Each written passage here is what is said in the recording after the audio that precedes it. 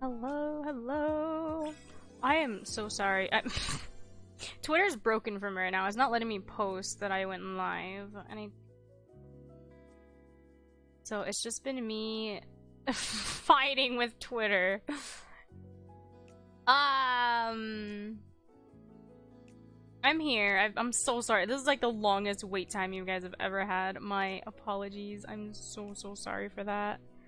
It's not. I'm trying to upload a clip. It's not letting me upload the clip for some reason. It's staying at 99% and it's been literally 20 minutes. I don't know what's going on. So upsetty. I really wanted to post this clip because it was such a funny moment from stream. I did post it on Instagram, but for some reason, and my apologies to the Instagram people that come from my stream from there, that's also been broken for me. Every time I post a reel and a story with the same kind of clip video, it posts it multiple times for some reason. I don't know why it does that. I don't understand what. Social media just hates me. Technology is like my worst enemy. I'm not sure why that happens. I don't understand. Excuse me.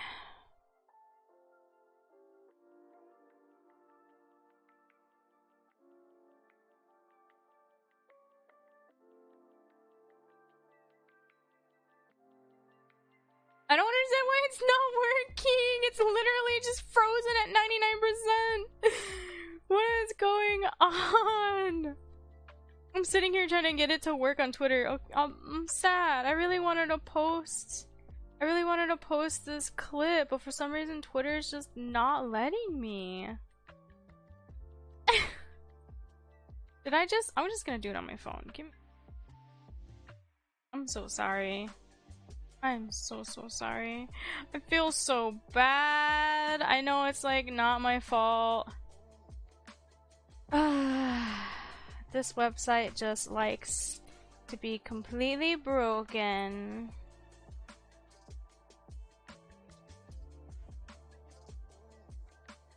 Let's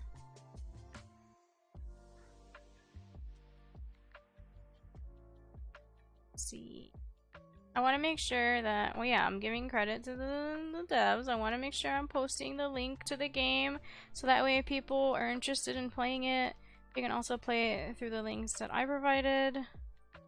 I also have the links for chat too, by the way, if you'd like to download it to play.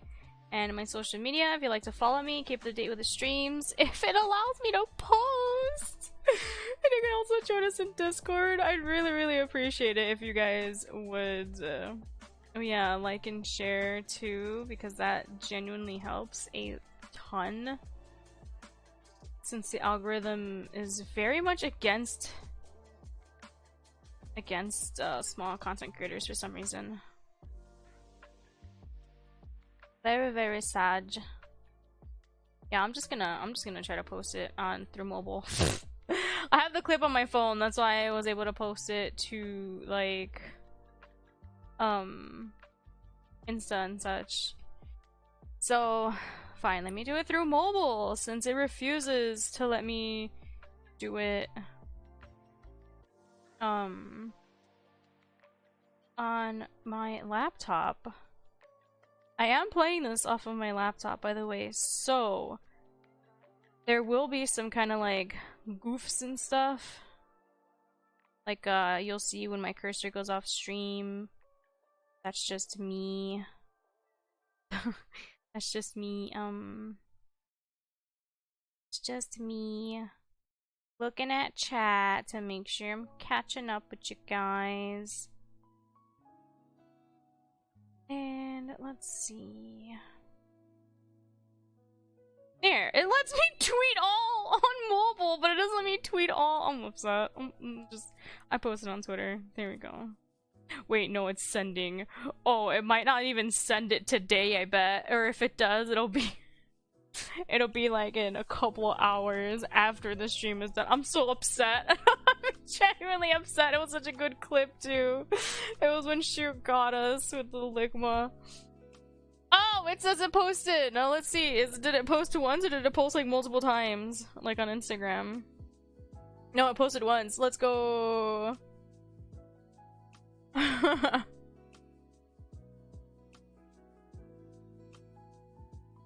Alright, we're gonna be playing through Vox's Good Route today. I'm very excited for that.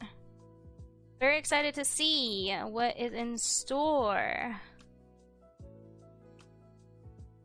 Let's see. Take that, Twitter web browser. You're so broken today. Why? I'm so sad. Alright.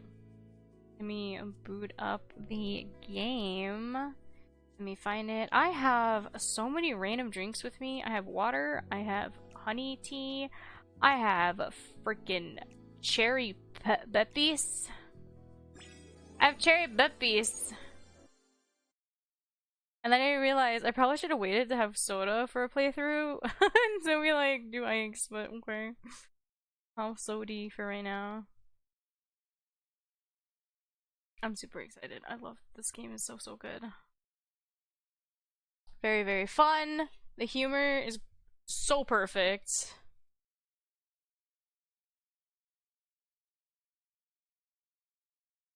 The art is amazing. The music is so good.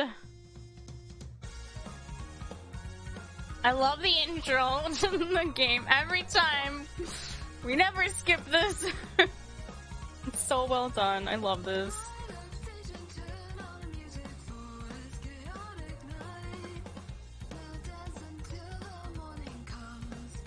So cute. I love the artwork.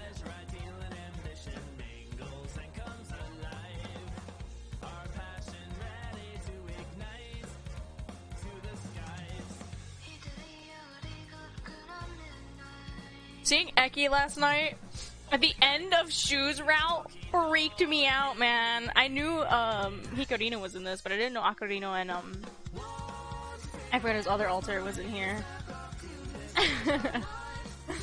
That's so cute. I love that. I love the little like subtle Easter eggs of everything for everybody. Especially in Shu's room is there's a Ligma Laughma Lovema poster. That's so funny. And I never even noticed the main menu, depending on who you go for, they become front and center. So like Misto was front and center after we finished his route, even though everybody was kind of like jumbled. And then because we did Shu's Good Route, now Shu's up front and center. That's such a subtle detail I didn't even notice until I did Shu's route yesterday. I was like, wait a minute, he's there!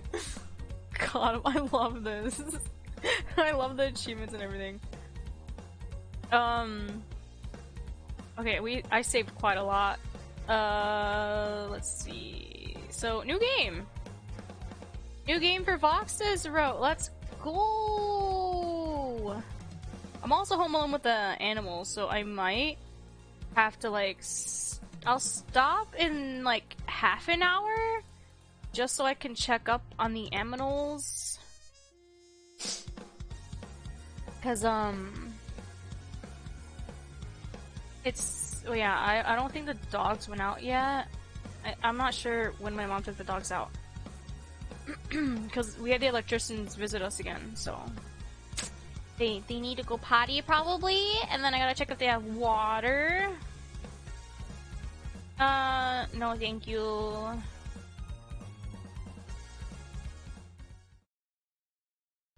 Then I gotta check on the kitten. The kitten's in her playpen. I think she was napping last I saw her. Because I made sure to feed her lunch before I started. Okay! Introductions! Beep. Yes. Pronoun she, her. Yes. Thank you. So, the man who's devilishly attractive. Get it? Okay. If you don't, you will. A refined-looking man with dark hair contrasting his white suit. Very pretty. His eyes shone against the somber lights of the bar. They seemed to hold so much wisdom in them.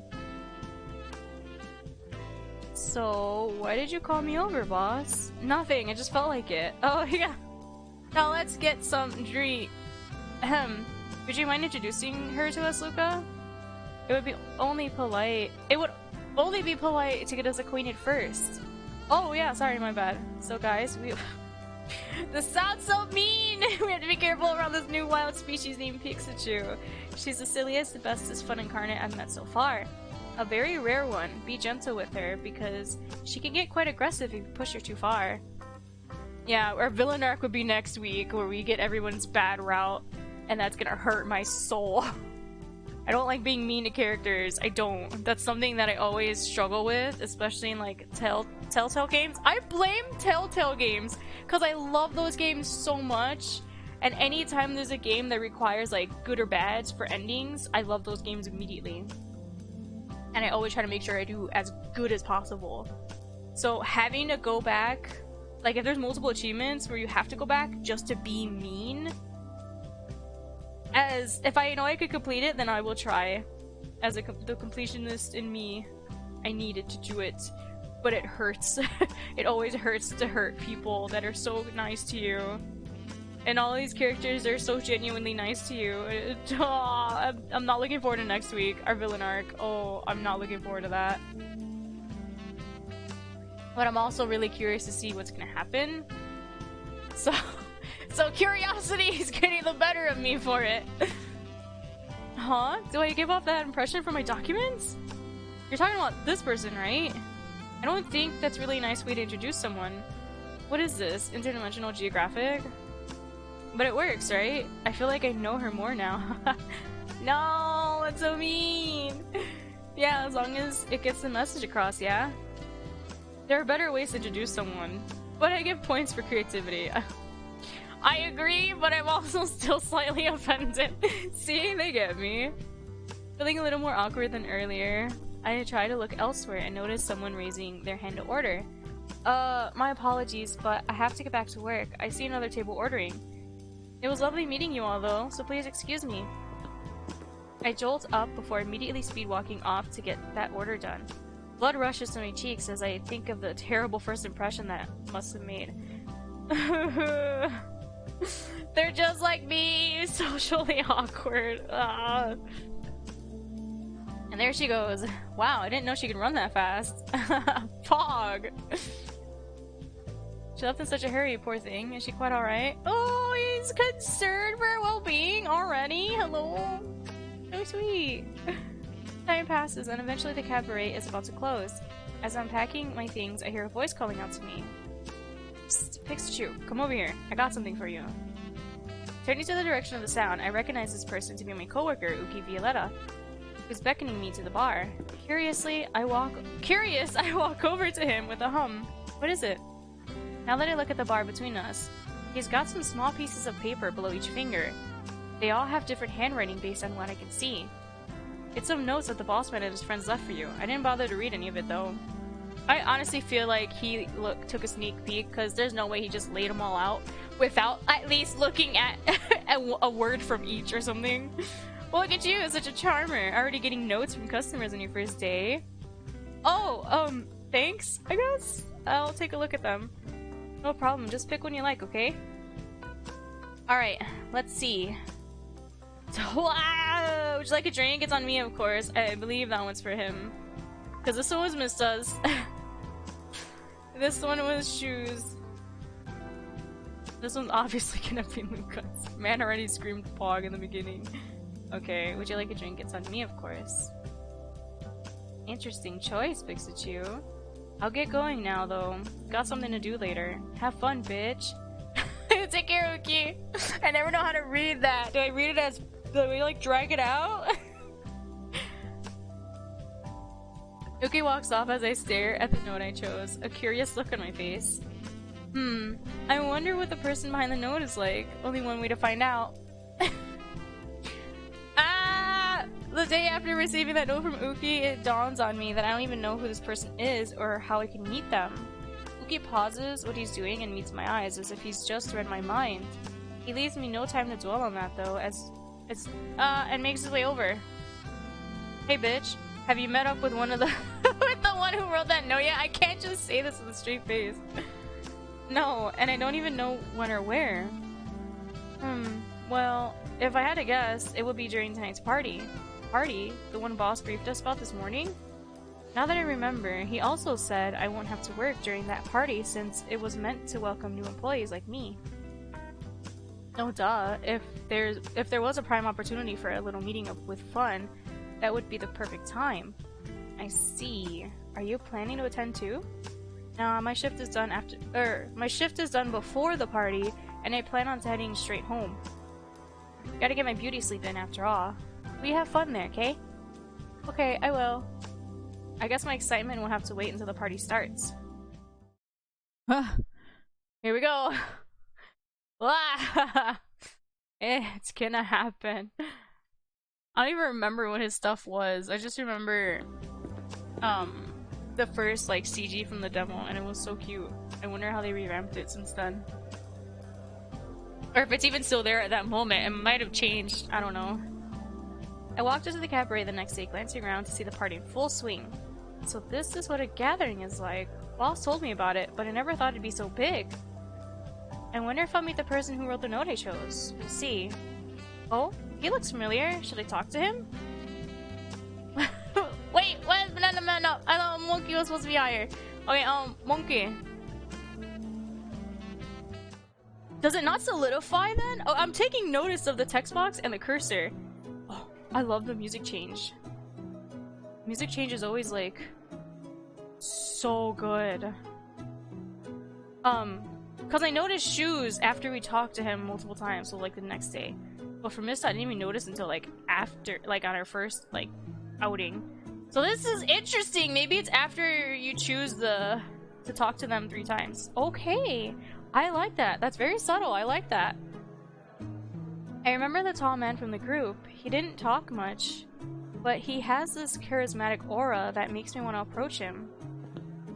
Fortunately, I can see him in the crowd at the counter with a drink in his hand. Hey, fancy seeing you here. Pikachu, was it?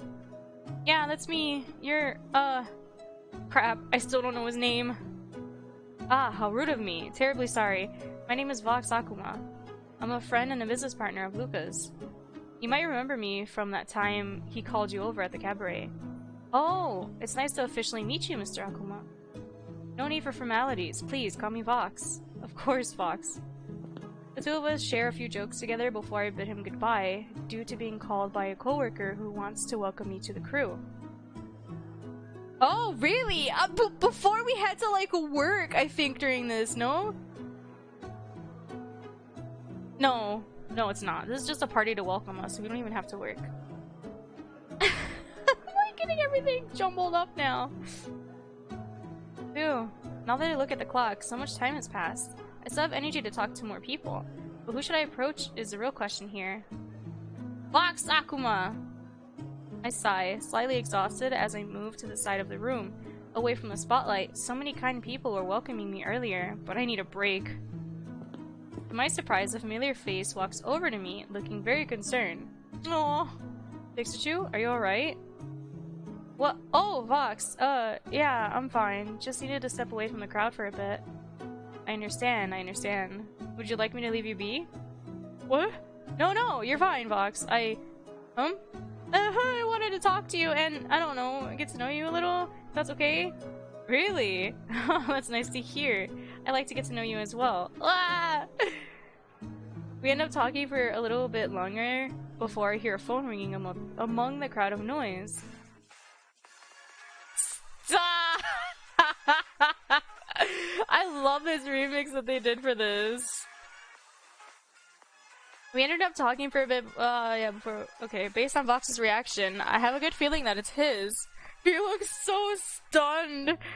I'm so sorry, I have to take this. It might be a while, but listen. If you ever need someone to talk to, or if you need help with something, I'll be around. Oh, thank you, Vox. I'm looking forward to getting to know you better. Same here. Oh, a smile! We waved to each other as Vox walks off, answering the call on his phone and muttering words I can't hear. The party's almost over now, after all that. I think I have just enough time for one more conversation, but with who? The monkey man! Oh, little onigiri's on his belt too, that's so cute! Well, what do we have here? I snap out of my thoughts, turning to my left to see Vox standing next to me, a smile gracing his lips. Vox! We seem to keep bumping into each other. I thought you were busy. It's alright, just some matters that needed my immediate attention. Well, I hope you didn't miss me too much. Hello? Wait, we're teasing now? Okay. Cheeky, aren't you? Just a little. Okay, so our character's a lot more flirty with Vox, like, right off the bat. Interesting. Very well then. I'm all yours for the night. Why does it feel like you intentionally phrase it to be misleading? Wait, it's awfully late already. Why are you still here? Actually, I'm about to head home. I'm glad I got to see you before I left. Likewise. Please let me walk you out. No, it's alright. I wouldn't want to trouble you. It's no trouble at all for me. You say so. Thank you, Vox. You're very sweet. Not to mention it. Don't mention it! Not to mention it? I'm so sorry. Let me read this, like, slowly. Don't mention it. Ah, and before I forget, here. Vox holds out a business card showing his name along with his contact information. Is this your number?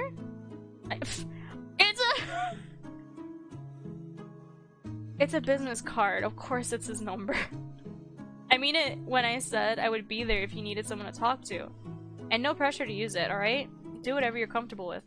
I'll keep that in mind. Thanks again. Don't forget the offer to- Oh! Don't forget the offer to drink together is still on the table. Wait, that means the note was from you? Of course. I'm no stranger to the occasional cracking of a cold one with my boys. Or a bottle of wine, whichever you prefer. Either way, I'm glad that we had the opportunity to bond a bit. Shame we kept getting cut off before this, but there are more opportunities in the future. Of course, we can make some time for a drinking session at the cabaret during the weekend. Great then, I'll look forward to it. Ooh, okay. This is so cute! We both waved to each other, smiling at the thought of meeting again as we part ways. Aww! Okay, and then this one... Yeah, this is when Luca talks to us about everybody. I'm afraid to click the skip button because I don't want it to, like, go too fast. This is just when he talks about everybody. I forgot about his paw! Oh, it changed red! Oh, it changed red! Hello! Call.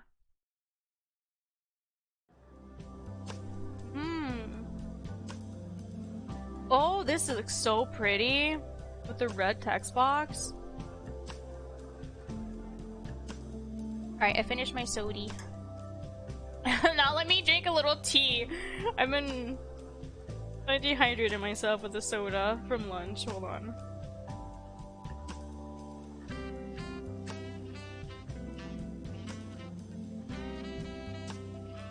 Vox's text route stuff looks so much nicer. It complements the background because it's also red. I like that. I've grown accustomed to working at this bar. The work isn't too overwhelming and the patrons are polite enough. I can read, I'm sorry. I've even started to remember a few of them, and they've started to recognize me. They're friendly, though at times it can be a bit... Pixiju, another round of shots over here, right away. You're looking stunning as always. How about I treat you to a drink? I think I'll pass for today, sir, but thanks. Here are your shots. Oi! Shit, I'm so sorry! It's alright, let me clean that up for you. Be careful where you step. Why was the first thing I heard Pac? Because I skipped through the text really fast and I forgot Luca screams paw before he closes the phone. I'm sorry, hi Cass, how are you doing? No, don't leave! This is the Rizmaster himself we're talking to today. Rowdy. I go to the storage room to grab a broom and come back to start cleaning up the mess. Despite the mundane nature of the task, it's hard not to take note of the nicely varnished floors. Yeah, it looks really pretty. I love this backdrop so much. Oh yeah, it's the Vox Route final stay. Yay!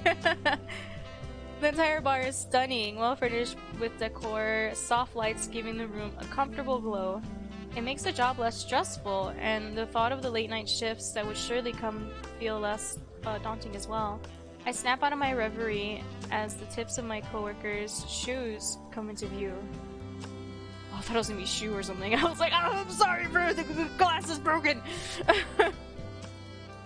Hey, I can get the rest of it. There's another table over there that needs serving. Oh, thank you. It's no problem. The night goes on. The bar continues to fill with the quiet chatter of its patrons and the gentle clinking of glassware. Truth be told, the work environment here exceeds my initial expectations. Luca is doing a really good job running this place. Excuse me.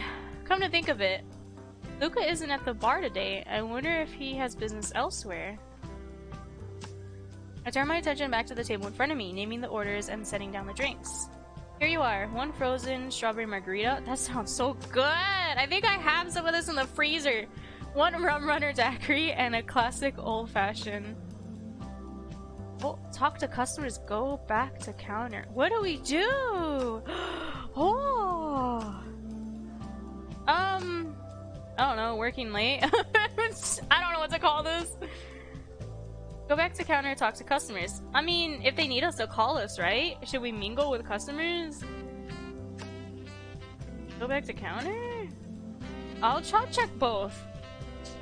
If you'll excuse me. Ah, hold on. Could you take these away? Of course. I take the empty cups and plates from the table and bring them back to the kitchen. And then from a distance, I hear... sobbing. Chicken wings! I'm sorry? Why does this shirt say hee hee hee? Stop! For a brief moment, I wonder what's going on. However, I am too tired, too busy, and honestly kind of scared to find out. I'm scared too, man! Michael Jackson, no! It's the David Kuhn meme. It's so cursed. As I whisk away the empty glasses for cleaning, I notice a familiar figure walking into the bar out of the corner of my eye. I look up and confirm that it's... Vox? Oh my god, man got his whole bust out. Oh god, please don't. Him pushing his hair back is so cute, but like, why is he so upset? He looks so tired. It takes me a moment to recognize him, for his usual calm composure has faded into complete dishevelment. Stripper outfit! Sweat! He's got his whole titties out. The white suit the white suit he seems to favor is gone. Instead, he dons a rumpled red shirt that is partially unbuttoned at the top. His hair is tossed. Faint dark circles ring under his eye. What the hell happened? As if drawn on a string, I feel myself being pulled towards him. I quietly set aside the empty glasses and turn my head in his direction. Vox is now slumped over the counter with one hand threaded through his hair. Vox, are you okay? You don't look... well. He looks up with a clear surprise at being called, and his demeanor shifts. He straightens himself up. I'm alright, Pikachu. Well, at least you look very lovely tonight. Makes me want to come here more often. Well, I wouldn't be opposed to the idea. Oh? Since another customer is always good for business. Ah. Oh my god! Immediate flirt and then we back away. I see how it is. I see how it is. My ego has been wounded. And I'm now bleeding. How could you? Resistance! Relax down. Okay, Mr. Rizzler. He ate the Rizz fruit. I told you. Oh, just cope. Seriously though. Are you sure you're okay? Vox's grin fades and his gaze falls. Just business stuff. Nothing to trouble yourself over, Pikachu. No. No. What happens if we talk to the customers then? What happened to the chicken wing guy? Oh. I forgot. Vox's good choices is him screeching like a monkey. Hold on.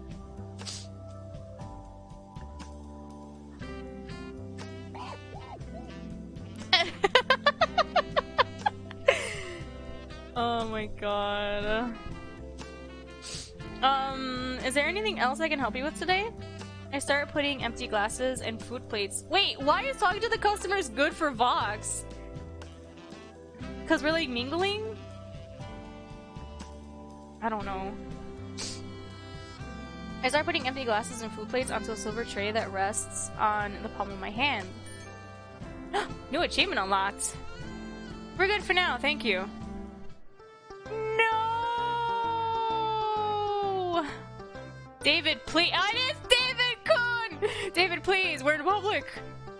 I'm so friggin' hungry, I swear to God. If I don't get something to eat right now, I'm gonna devour this table. I stand in shock as a drunken man lets his head fall onto the table and start licking it. His friend grabs the back of his collar and lifts his face off the table. I'm so sorry, Pikachu. He's wasted right now. David starts violently wailing. Oh, please, David. You just ate 20 entire plates of chicken wings. I don't know how many more wings my wallet can take. We can always order caviar toast if you're hungry, David. David immediately stops crying. No. I'm so sorry about all this. Don't worry about it. I work at a bar. It's all part of the David sharply turns to look at me. From the look on his face, one would think that he just saw God himself. Oh my god. You look just like my waifu! If you ask David, he did see God. I slowly back away from the group of interesting individuals. As I weave through the many tables and chairs of the bar, I am able to catch a glimpse of many supportive and frankly entertaining glances of my coworkers. Frankly entertained glances of my coworkers. Then from a distance I hear, David, I swear to God, if you ask for chicken wings one more time, I'm going to castrate you. Let the man eat! Hold on! Whoa! I can't help but laugh at the sheer insanity of what just happened. Moments like these are what make my job worthwhile. Okay, I'm glad I went back for this one. As I whisk away with empty glasses for cleaning, I notice a familiar figure walking to the bar out of the corner of my eye. I look up to confirm that it's Vox. Okay, yeah, and then we read this. Alright, sir, what's the matter, you? What's the matter, you? Just business stuff, eh? Can we help you with that? What do I call this? What the heck do I call this one?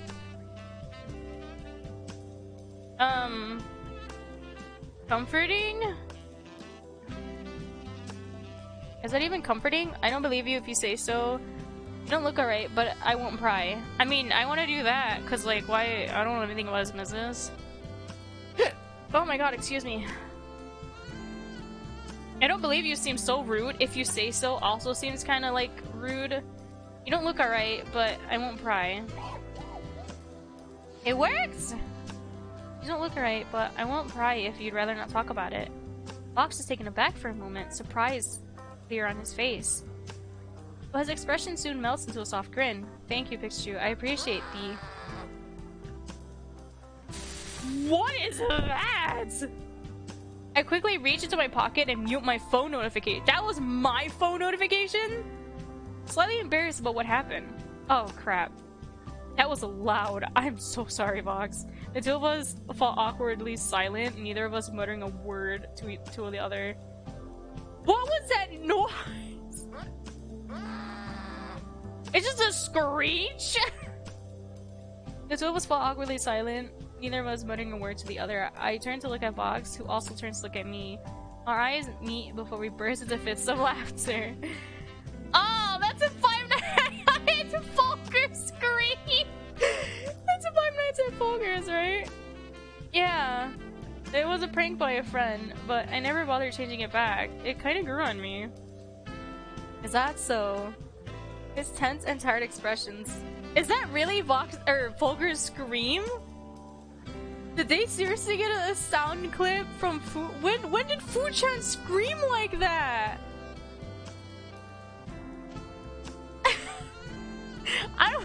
I want to see what made Fu-chan scream like that. That sounds insane. I thought it was like a scary... Well, yeah, it's supposed to be like a scary thing. Like a scary movie, kind of like Screech from like some, I don't know, man. What? It's like a demonic Screech. His tense and tired expression is long gone, now replaced with a curious smile. Seems as if he's waiting for me to elaborate more.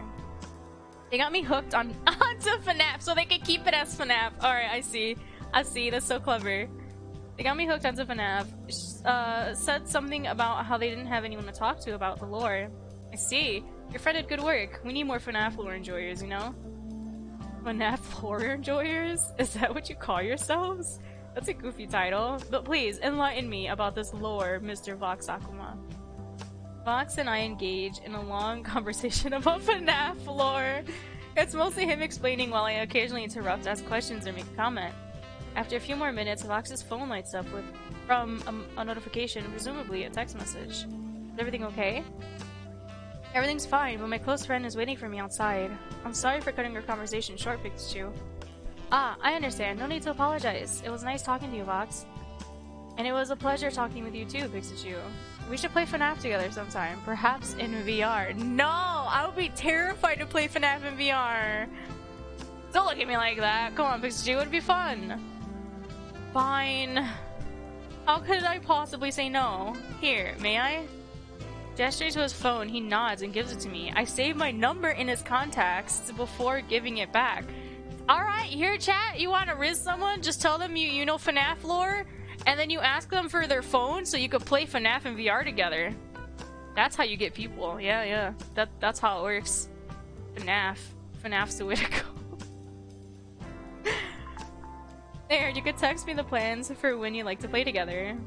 Thanks, see you, Pikachu. See you soon. You wave him goodbye as you watch his figure exit the club until he's out of your sight. I arrive back home in the early hours of the morning after my shift has ended. Ring ring.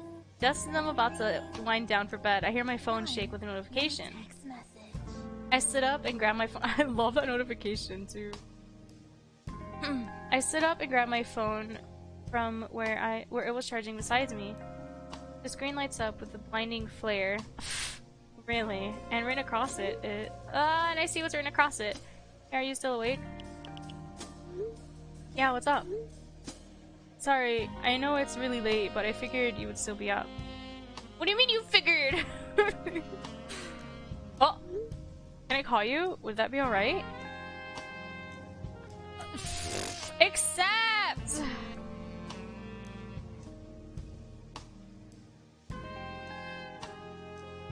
Accept. I knew it. Yeah, sure. In a few seconds between his last text and the first ring... Wait, his last text? Wouldn't it be mine? And the first ring of my phone, I wonder what it is that has kept him up, and whether it had been the same thing bothering him earlier that night. Oh, they did! Oh, he has a ball with them! That's so cute! Oh! His phone looks so nice, too. Wah! I pick up the phone. Hello? Hey. Vox? What's wrong? Are you okay? Sorry to bother you so late. Or, well, early, I guess. He laughs a little nervously. His voice is deeper than what I was expecting, and I can't help but feel my heart lurch a little at the sound. But that feeling subsides as I notice a small trace of exhaustion is still present from before. I hold the phone a little closer to my ear. It's alright. Is something wrong? A small pause. Yeah, I guess so. I didn't know if I wanted to talk to you about it, because it honestly feels a little silly, but... No, it's alright, you can talk to me. A silence hangs for a moment as he considers his words. There are these new talents that enter the company, and they're going through all of the nerves and anxieties that come with it. I'm trying to offer as much support as I can, but it feels like I can't do much. I hear a sharp exhale from the other side of the line. And then there's people nitpicking over everything that they do, like vultures picking at new meat, and the kindred don't know how to handle that yet. It's just such a mess. Aw, continue to listen?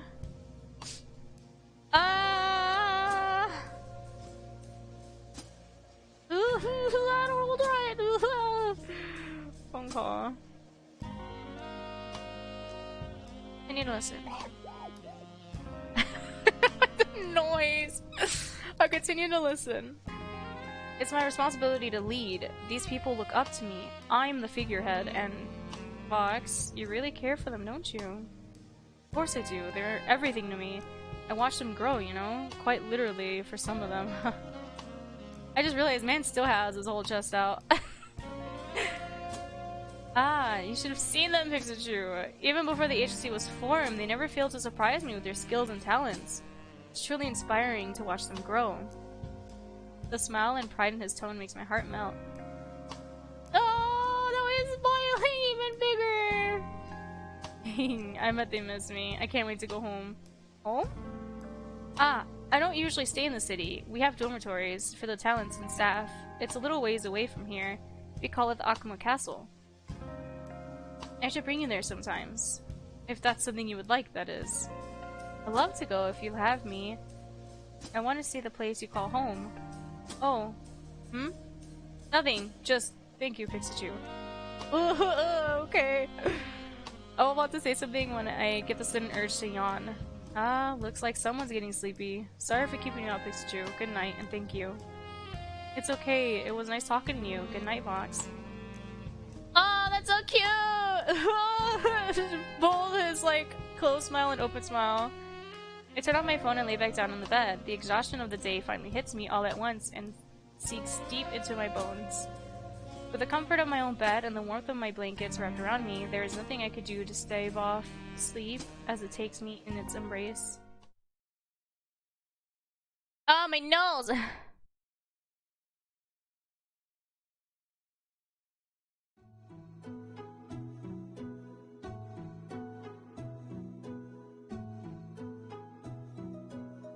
Sorry. I like chug some tea and I wanted to stop sniffling. My eyes slowly open as I find myself too comfortable in my bed to move. That was me this morning. I didn't want to get out of bed. Sunshine pours through the window onto my blankets, embracing me in all the more warmth. My eyes flutter shut and I drift back to sleep until my hand paws at my nightstand until I find my cell phone. Shoo? Oh no, are we late? My hand falls at my nightstand until I find my cell phone. I yawn and reach the caller ID. And read the caller ID. Oh, hello? Good morning, Pikachu. Rise and shine. Sorry if you're just waking up. No, it's fine. I just got out of bed. What's up? Okay, that was a little white lie.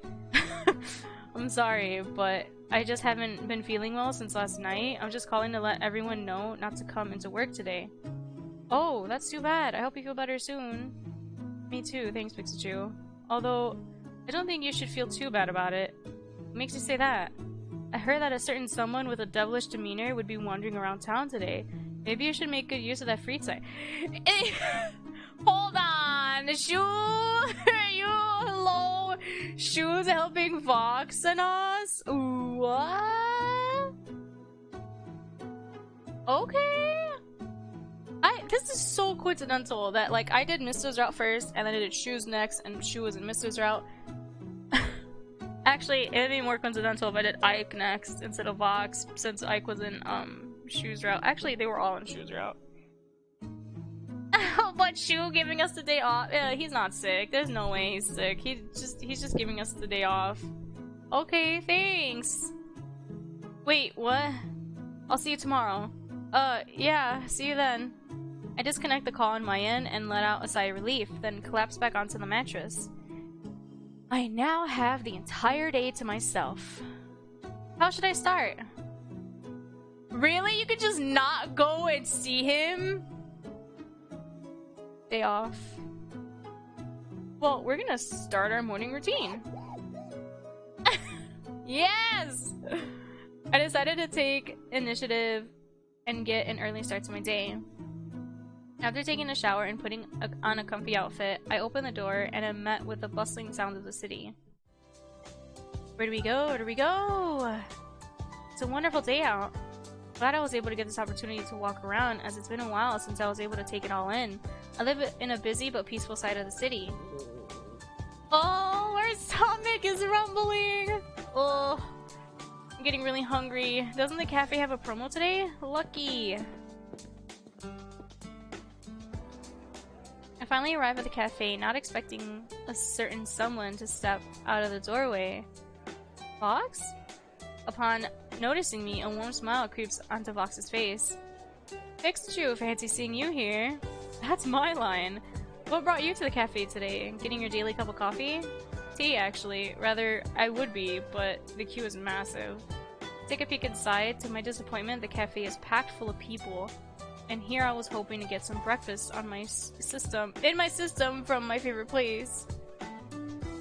Do you have any plans today? I was actually gonna call you. There's somewhere I want to go and I'd certainly enjoy your company.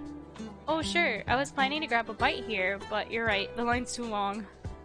I can't help but notice the softness in Vox's expressions today.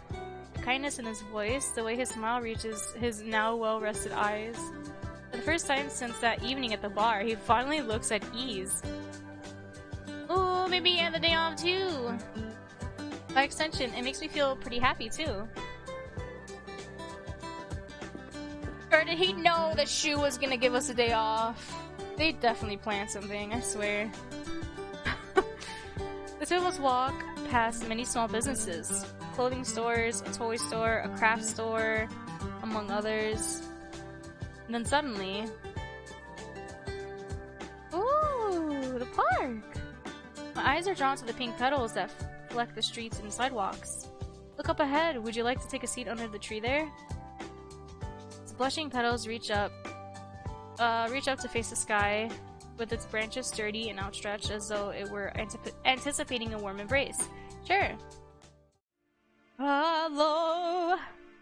Two of us decide. Oh, everything just completely shifted now. The two of us decide to rest on a bench under the massive sakura tree.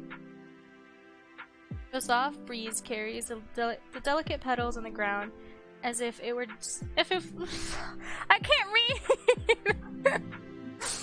The soft breeze carries the delicate petals to the ground as if it were snow gently falling on a winter's day. On a warm winter's day? Hello? We sit in a comfortable silence, letting the wind carry the content sighs we both share. Excuse me just a moment. Stay here, won't you? Sounds like he ran off. No, with no explanation, he runs off toward the convenience store. I can't help but wonder what could be so urgent.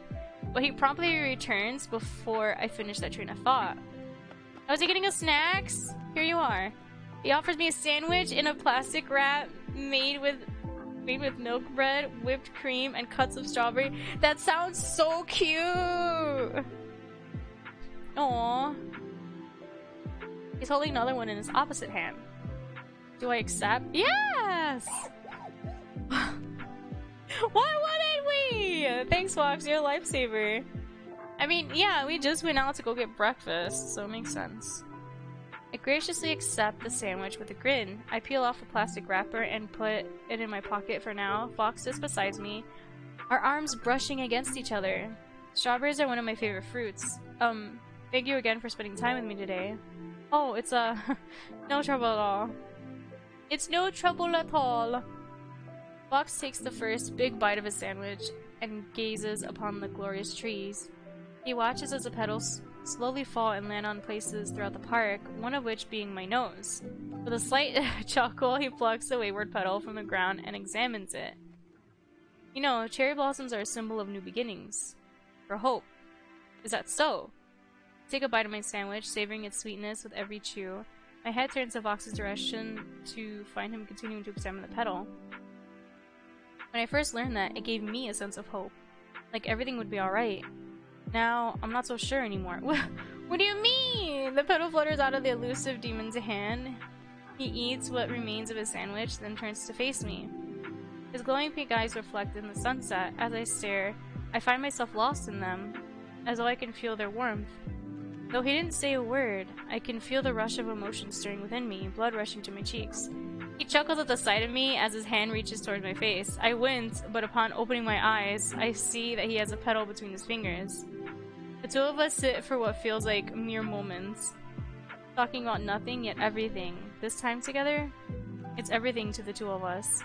Because for the first time in a long time, we're at peace. Today was really lovely, Vox. I'm glad I got to spend it with you. We should do this again sometime. Oh! Ooh. It looks so different at night. I stand up from the bench, but Vox doesn't move. Pikachu, wait. I stop in my tracks. If I may be so bold, would you like to come over to my place? We could watch a movie, and if you like, I could even make you dinner, my treat. Oh, yes! I remember I said yesterday, I hope we like cook with him or something. Or that he cooks for us, so that's really sweet. My heart skips a beat at the invitation. I turn back towards the demon, who now has a ready oh expression on his face. Do I accept? To his place?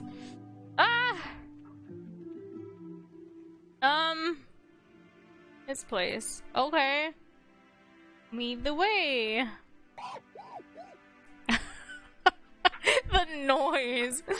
Since you're offering, how could I refuse? Lead the way. Great, you're in for... Oh, you are familiar with 2001: A Space Odyssey? No. I shake my head no, watching as his face lights up at the gesture. Oh ho, you're in for quite the treat. I forgot he's a huge movie buff. I can get that started over. Perhaps some stir fry? I follow his lead while he sings some song about a woman named Daisy until... Ah, my apologies. Give me a moment. Hello? Ah, I like the sprites! Hello? What about the kindred? I know, but they're still new recruits. I'm sure if we give them a little more time, they will come around. I understand that. I'm working on it, but... Yes. Yes. Vox seemed really stressed out. Does this have something to do with the uneasiness last night? Just as Vox began to ease up a little, he is now focused to return to a state of clear distress. Now we're forced to return to a state of clear distress. It pains me to see him like this. What should I do? Ah, it's a business call! Wait, I already have phone call. No! I don't know. I'm not gonna interrupt him. That seems really rude to interrupt someone who's on the phone. He did already apologize and step to the side to, you know, answer it. I don't like that we're listening in on his conversation. I feel like that's rude. I don't know. What the heck do I call this save file? Interrupt? Because they were asked. I'm not gonna interrupt. Wait for him to finish talking. Oh, okay. That was good. As much as I want to help the demon, I know that it would be rude to interrupt him while he's talking. Exactly! Okay, so we didn't interrupt! Can I save? I don't mean to save. No. I wanted to change the save. Okay. Because no, we didn't interrupt. Soon enough, he hangs up his phone and shoves it into his back pocket with a sigh. So sorry about that, Pikachu. I got a call from my manager. The new recruits, the kindred. No matter what I do, I can't figure out how to... Never mind, I'm sorry. You shouldn't have to be involved in this. No, don't be sorry. I want to listen. I want to help you. His worried expression slowly melts off his face as Vox affectionately caresses my cheek. And although I am mildly embarrassed, it makes me happy to see Vox a little more relaxed again. Wait! I just remember they have custom cursors. What's his? Oh, that's so cute! His is from his... Okay, we're using that. Oh, you can't even see it. It's like his earring. I faintly touched my hand to that cheek, unconsciously searching for any remnants of his warmth once it's gone. He chuckles at the sight of my searching for his touch, which, upon noticing, causes me to turn away, red as an Oni. Is he just messing with me? Help me. I truly appreciate the sentiment, but I never took you as the type to understand my agency struggles. Unless you've been living a secret double life that you haven't been telling me about. Hey, I might not be an expert in, whatever it is you do for a living, but I'd say that I'm at least a pretty good problem solver. You've got to give me more credit, Mr. Akuma. Keep them in mind, Pikachu. I know one thing for sure, As much as I love the Kindred, once all of this is done, I desperately need a vacation. A vacation? Yes, Pikachu, a vacation is the thing that people take when they— No, hear me out. A vacation might be what they need. I don't know much about the situation, but I know that I always feel refreshed and more productive after I take a break. Maybe the Kindred are due for a vacation as well. A Kindred vacation? That's a brilliant idea. I suppose you do stay true to your word. Thank you, Pikachu. I give Vox a soft, playful nudge in response as our bodies collide. Our fingers brush— our fingers brush together! Electricity shoots through my veins. I can't help but imagine how it would feel to hold his hand. Oh no. We're already thinking about that? Hold on. Okay, so we still go to his house? I thought he would just go straight to work after that. Okay. Never mind. What is essential music? We find ourselves in Vox's kitchen. Over the crackling of cooking stir-fry, Vox rants about the movie that the two of us are going to watch. I listen intently. Vox also introduces me to his beloved stuffed monkey, Baba, who is now comfortably wrapped inside my arm. Oh, he gave us Baba! Wait, why is this kitchen like Mrs. but red? That's so funny. It may be the slowest film you'll ever watch, but it's spectacular. I think that my favorite scene is when David goes to the memory bank and— Wait, shit! I'm spoiling the movie, aren't I? Yeah, a bit. But keep going, I don't mind. I like hearing you talk about the things you were passionate about. Besides, this makes me even more excited to watch it now. Now the stir-fry should be done. So, let's start the movie, shall we? That's so cute! I love just hearing people ramble about things that they love, too. And watch the movie we did. I ended up crying during his favorite scene, which apparently gives him goosebumps each time. If I'm being honest, I completely understand why. That was amazing. I don't even know how to process all of it. Exactly. It's movies like these that remind me why film is the most powerful art form. An idea of creating a piece of art that can incorporate so many mediums into one, no matter how primitive they may be. The idea of creating a story, no, a statement, that is so much bigger than yourself is just awe-inspiring. It absolutely blew my mind. I mean, Stanley Kubrick is a genius in his own respect. But the metaphors and hidden undertones of that one bit had so many more underlying themes and messages to encapsulate. It was brilliant. Yes! Ah, great minds think alike. We still have some time left. Would you care to watch another film? As much as I would love to, it's pretty late. I should probably start heading back. That's true. Here, I'll drive you home. Really? That's very kind of you, Vox. Thank you. Think nothing of it. No gentleman would have you walking home by yourself this late. Vox grabs his keys and we make our way towards the door. I set Baba down on the table, give him a little pat on the head, and wave goodbye to my newfound playmate friend. And that's so cute! Baba is pleased.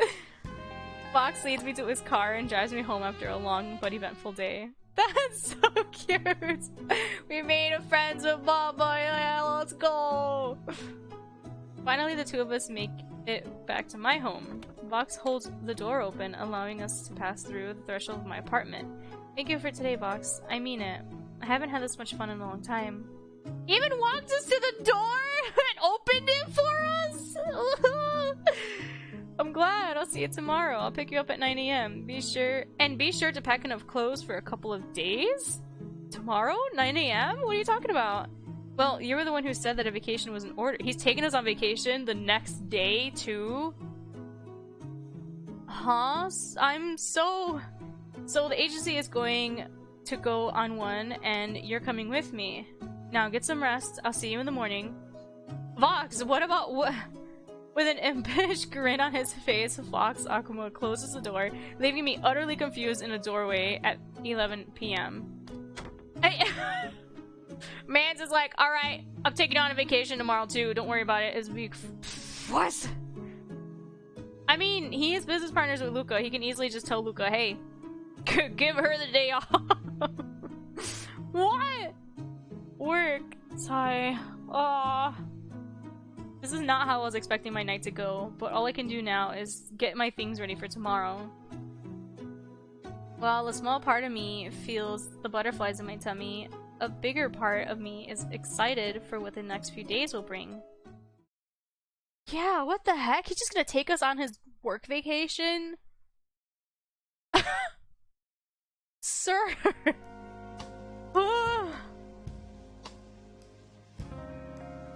Vox does his best to keep his eyes on the road for the most part. Every once in a while, he would pass a sneaking glance at Pikachu. Boy, focus on the road! He finds her sleeping face endearing. Aww. The plan for the morning was straightforward enough. He knocked on the door at 9 AM as promised. However, he noticed that Pikachu was a little more worn out than anticipated.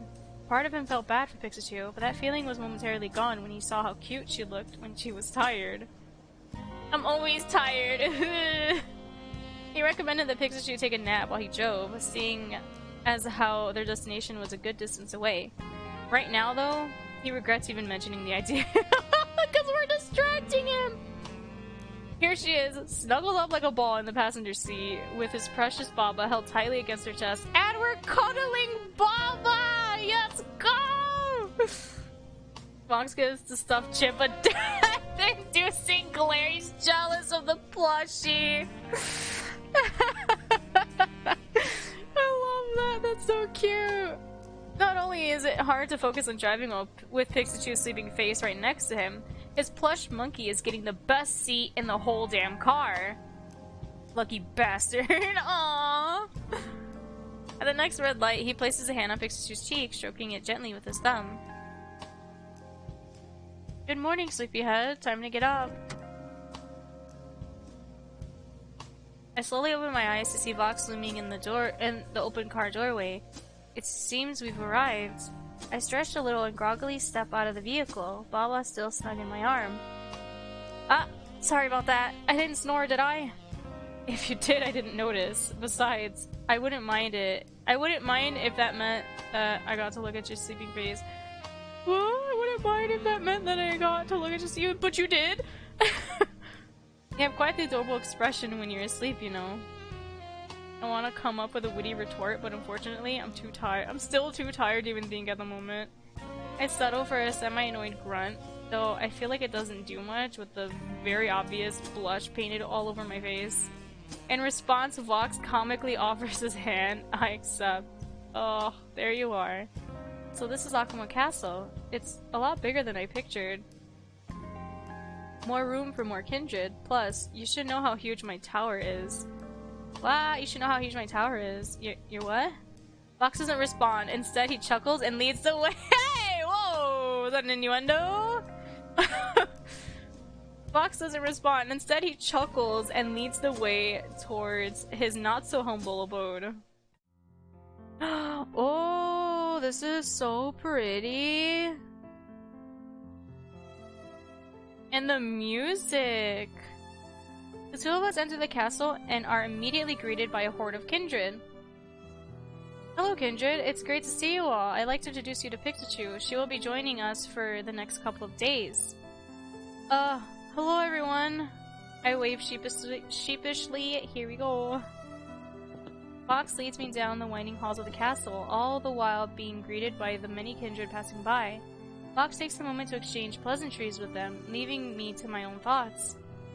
I know that Vox Akuma is well off, but I would have never thought the slightly buzzed man I met at the cabaret a short while ago lives in a place as extravagant as this. I can't help but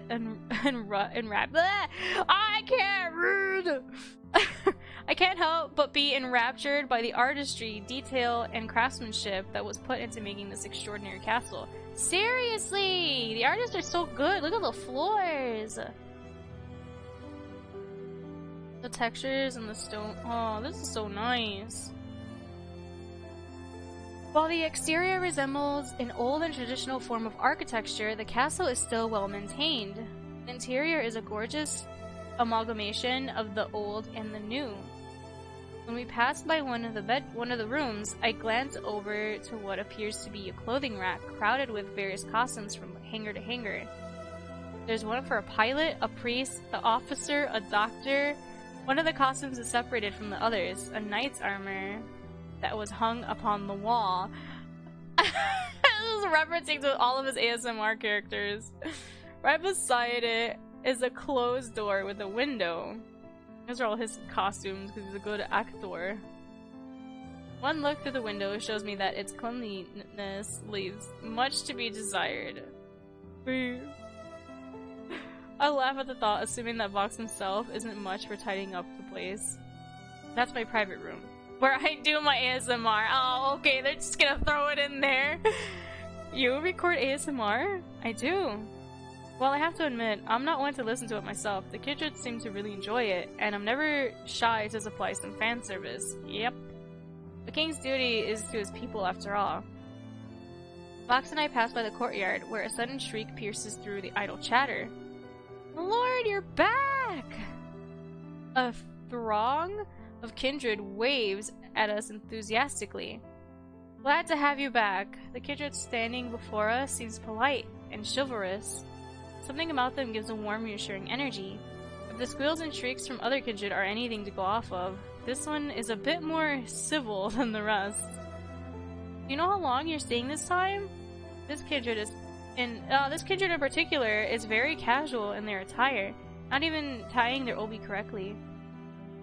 They tend to lean to one side and blink with almost tired eyes, though their enthusiasm toward Vox is anything but. They seem very chill for a kindred. We'll see. I'm here for a much-needed vacation, so you'll be seeing a lot of me for the next few days. Your faces begin to contort into mischievous and playful grins. Aw, man.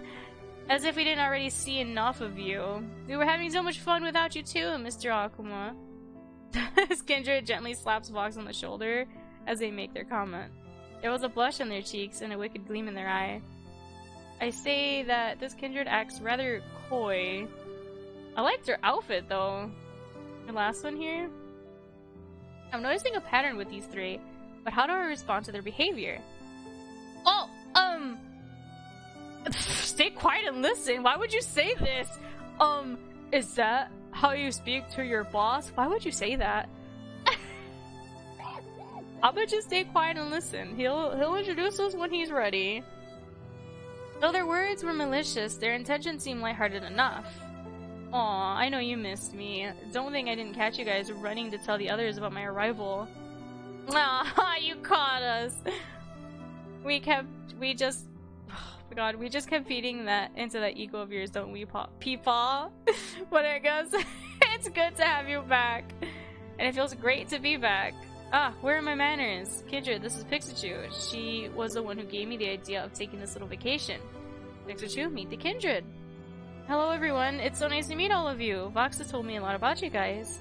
This band of misfits are my people, my family. I hold each of them very dearly.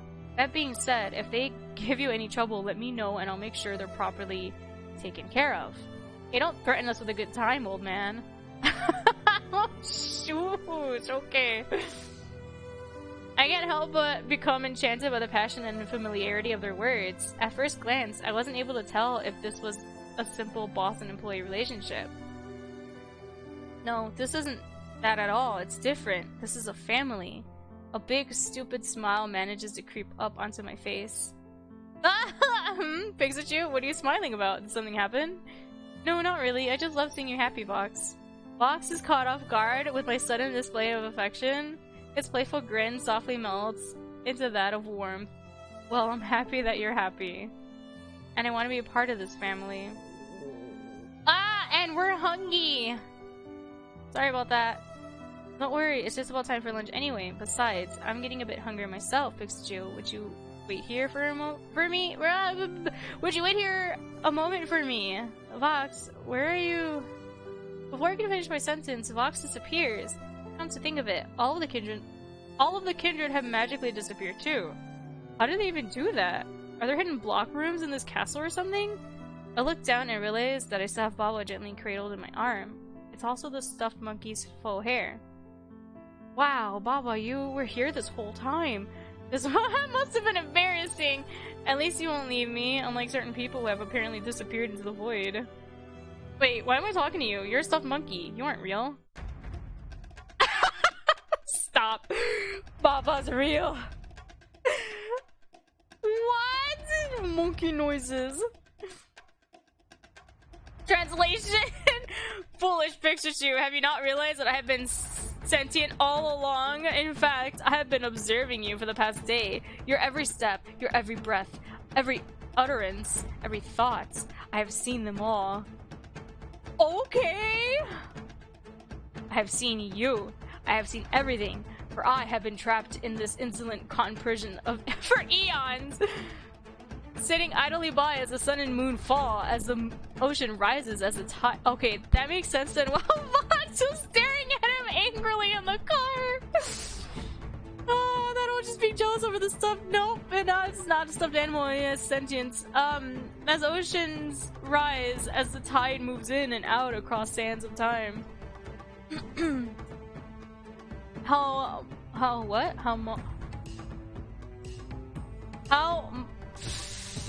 I know this word, but I can't read it out loud. Why does this happen to me? Monotonious, is it? Pikachu? How droll. Look. This internal existence of solitude in which there is no change, no self-realization. I have lost my sense of self within my mortal stuffing and seams. But you, Pikachu, are the first to know of my true nature. But nobody will believe you. Oh, we're the only one he showed his face to? Hold on. You'll be made a fool, a laughingstock amongst all of humanity, an outcast of society if you as so much utter a single word of what you witnessed here today. And only I, a $3 plush toy, will remain. Yes, I, the great and mighty Baba. This thing... Oh, this thing has a little voice box. Neat. Funny, I don't remember pressing anything. Icky cookie. Oh, no! Wait, what are you doing? Unhand me, foul spawn. Foul spawn!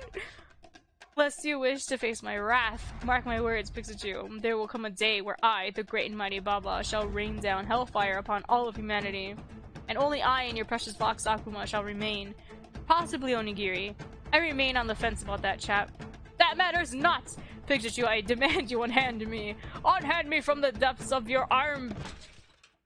What the? Oh god, it's everywhere! What just happened?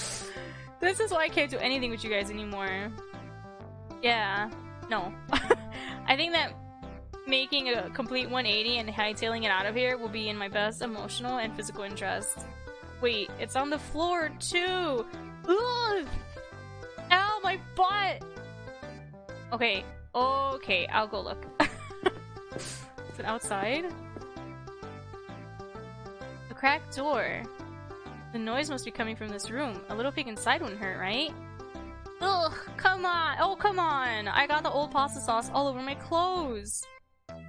This is why I can't get anything done with you guys. We came here to clean up, and somehow we ended up making even more of a mess. Oh, come on, you know you love us. Yeah, I get it. We're having a real heartfelt moment here, but I'm stuck in a puddle of half-decomposed, burnt pasta sauce. Gross. So, if any of you guys would like to help me out, that would be great. Hey, it's pasta gravy, and hell no, you smell like roadkill. I feel like if I touch you, I'm gonna get the plague. At this point, I wouldn't be surprised if you did. This sauce is so old that it could be put in a museum as an ancient relic. I wouldn't mind putting it in a museum. I wouldn't mind putting it in a museum. Oh, hush. All of this is your fault anyways. Touché. Oh, we were caught. I fell through the cracked doorway. Ouch. I'm sorry. I didn't mean to spy on you. Don't worry about it, Pikachu. It's alright. It's more funny, if anything. Come in, Pikachu. Thanks. May I ask what this... Whoa. I step inside to be met with a clothing rack full of costumes and the windowed door beside it. I remember seeing this earlier. It's Vox's ASMR room. Curiosity starts to get the best of me. Would it be okay if I take a peek inside? The kindred share a look before giving an easy shrug and gesturing towards the door, telling me to watch out for the spilled pasta sauce. The spilled pasta sauce! I want to make a comment about it because I feel like I know where it's from and that makes sense why it's still there, but why would it still be there? That was... No... As I return to cleaning, I peer into the window, scrunching my nose at the mess that greets my vision. A room that provides a treat for the ears, but not for the eyes, I suppose. I can't help but let out a chuckle. Maybe I should ask Vox if he needs help tidying things up? He's here for a vacation after all, and I'd be glad to provide assistance however I can. Then again, considering the kindred are here are doing cleanup, some of them probably do so for him. That, or they just don't want dust all over the place. Which is literally the same thing though, because they're still cleaning. After I waved goodbye to the kindred and wished them luck on their cleanup attempt, I stepped out of the room and into the hallway, deciding to go back to to where it came from and wait for Vox once more. Only again? Ah, shit! Without looking, my legs start moving on their own, completely forgetting about Vox's order to stay put. I soon come to realize that I have no clue where I'm going, with only oh my god, I can read this word! Reverberations of the sudden pain echoing throughout the hallways to guide me. Finally I slow down to open the door in the middle of a corridor. I slowly turn my head only to find... kitchen? Oh, it was Vox! Stupid redacted! I swear if this redacted tries to redact it one more time, I will redact it, and redact it into your redacted. Or also end up like the redacted flat screen! Oh no. Vox with his arm wrapped around the rim of an empty pot, pointing and cursing out the leg of a metal table. Wait, Vox with his arm wrapped around the rim of an empty pot, pointing and cursing out the leg of a metal table. I take a small step forward. Oh, hello there, Pixachu. Don't mind me, I'm just showing this jackass who's the boss around here. It had the audacity to stub my pinky toe again. Frat bastard. Unable to comprehend the hilarity of the scene any longer, I burst into laughter. It leaves my body crumpled up in the corner of the kitchen doorway, clutching Baba in my arms. It's so funny. Nothing, it's just... I would have never imagined that the Vox Akuma, voice demon, leader of the Akuma clan, has been brought to shame by the leg of a metal table. Tisk tisk tisk, go Pixachu. Sweet, innocent, naive Pixachu. I don't think you understand. I have been at an ongoing war with the tables for centuries. I have fought many formidable foes in my lifetime. However, tables have always been a thorn in my side. Do you understand? With the laughter out of my system, I finally calm myself down and bring myself to stand back up again. Once I am able, I walk through the doorway and meet Vox at the opposite side of the island counter that he was working on. I place Baba on the chair next to me. Okay, I'll respect your feud with the table. Thank you. Okay, why is he so uh-oh, the music changed. What were you up to before all of, well, this? I was actually planning on making something for us to eat. I wasn't really sure what you would like, but I got started on some chicken curry. It tastes so good, it'll make you... Here, Pixachu, come closer and try some of this. I didn't go too hard on the chilies, did I? Vox pulls out a spoon from the drawer and scoops up some of the sauce. He hands it out to me with a smile. Nom! Yes, that sounds delicious!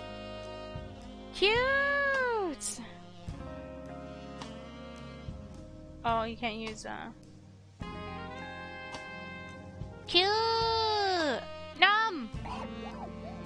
I want to eat spicy curry. I've never had curry before, but it sounds delicious. I place my hands on the counter and push up with all my might to lean over it. In one smooth motion, I take a bite from the spoon that Vox still had in his hand. Oh! Immediately his eyes bulge, almost comically, as I start frantically breathing out of my mouth. Pixachu? Hot! I fan my face as though it'll take away from the burning on my tongue and finally swallow with tears in my eyes when I look back at Vox. Sorry. A little bit hot. I forgot my tongue. And it's still really good.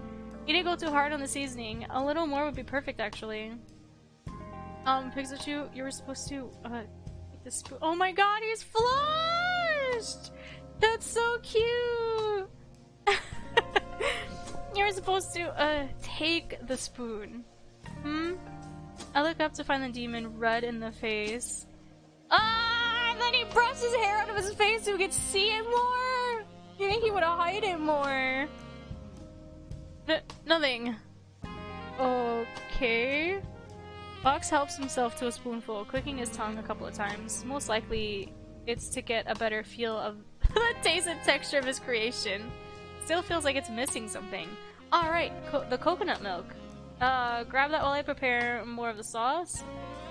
Got a lot of hungry mouths to feed. We help him! Look at the kindred watching! That's so cute! Oh my god, this is great! Oh, I love this! Vox's gloved hands dance across the countertop as his long digits gracefully weave through the counters and cooking utensils. He grabs hold of a gently washed bell pepper and cuts it in half, its juices pouring out of it and onto the cutting board. I stare at his swiftly moving hands in a blind haze, with each movement putting me deeper into a trance. So we do help him! Oh my god, let's go! Pikachu? Pikachu, are you okay? Ah, sorry, you're just so mesmerizing to watch that I feel like I've been put under a spell. Well, I'm glad to have yet another opportunity to make you even more infatuated with me. Stop! Hey, that's not what he meant, and you... Whatever you say, darling. Okay, lovebirds. As much as we find your shameless flirting very cute and entertaining, the rest of us are hungry too. Vox, can you make something for me next? I'm craving some dessert. Yeah, how about you teach us how to make cake? Figured you'd need some since you don't have much of that in the first place. That's so mean! Ah, here would pancakes be more fitting, me flats. If you guys continue with the slander, I will ensure that you all starve for the next few days. Hey, don't lump me in with these two. I didn't do anything wrong. The kindred slowly fill the room, their contagious joy mixing with a sense of chicken, coconut milk, and coriander. The day goes on as we fill it with stories, laughter, and camaraderie. That was so cute. And then the fact that they tease him. Several hours pass. And I told Vox, please, you have to stop playing so much Rune State. Your PC has been running non-stop for 2 months. And when I walk past your room, it sounds like a freaking airplane is about to take off. With how much the fan is running. If our electricity bills go any higher, we might go bankrupt. Yeah, you know, but, you know, my lord. Always gotta at least keep the fan on, otherwise it just won't feel right. If you ask me, I think it stems from his obsession with Five Nights at Folgers. You know how that fan's always running and can never be turned off in any of the games? That's true! Could've sworn you could turn it off in 6, but who's counting? Seeing him all excited about the games is so cute. This makes me want to give him a big ol' hug. Who would have known that Kindred have such a have such a severe Rune State addiction? Who would have known that Vox had such a severe Rune State addiction? I read that horribly wrong the first time. Ignore that. I'm tired. Maybe it's a comfort game for him? Come to think of it, where is he? Did he leave or something? He usually would have interjected with a quick retort by now. I look around the kitchen and it occurs to me that Vox is nowhere to be found. Hey, I just remembered that I have something to take care of. Will you excuse me for a moment? Oh man, do you really have to? Have a drink with us. I want to get to know you more. I'm planning on making a special drink just for the occasion. I think you'll like it. Should I accept the invitation? Oh yeah! Spend time with a kindred! Kindred bonding! Or kindred bond, I don't know. Accept! Oh, yay! Vox can take care of himself, so I decided to spend more time with the kindred. After a few rounds of drinks, and an oddly cathartic incident involving someone pouring a gallon of milk into a pitcher of Pepsi, we all find ourselves completely wasted. They get wasted off of pilk? and they just scream like a little girl. I can't. Shut up. Oh. Hey, shut up! I swear I'm never playing FNAF in VR again. You guys are all the absolute worst.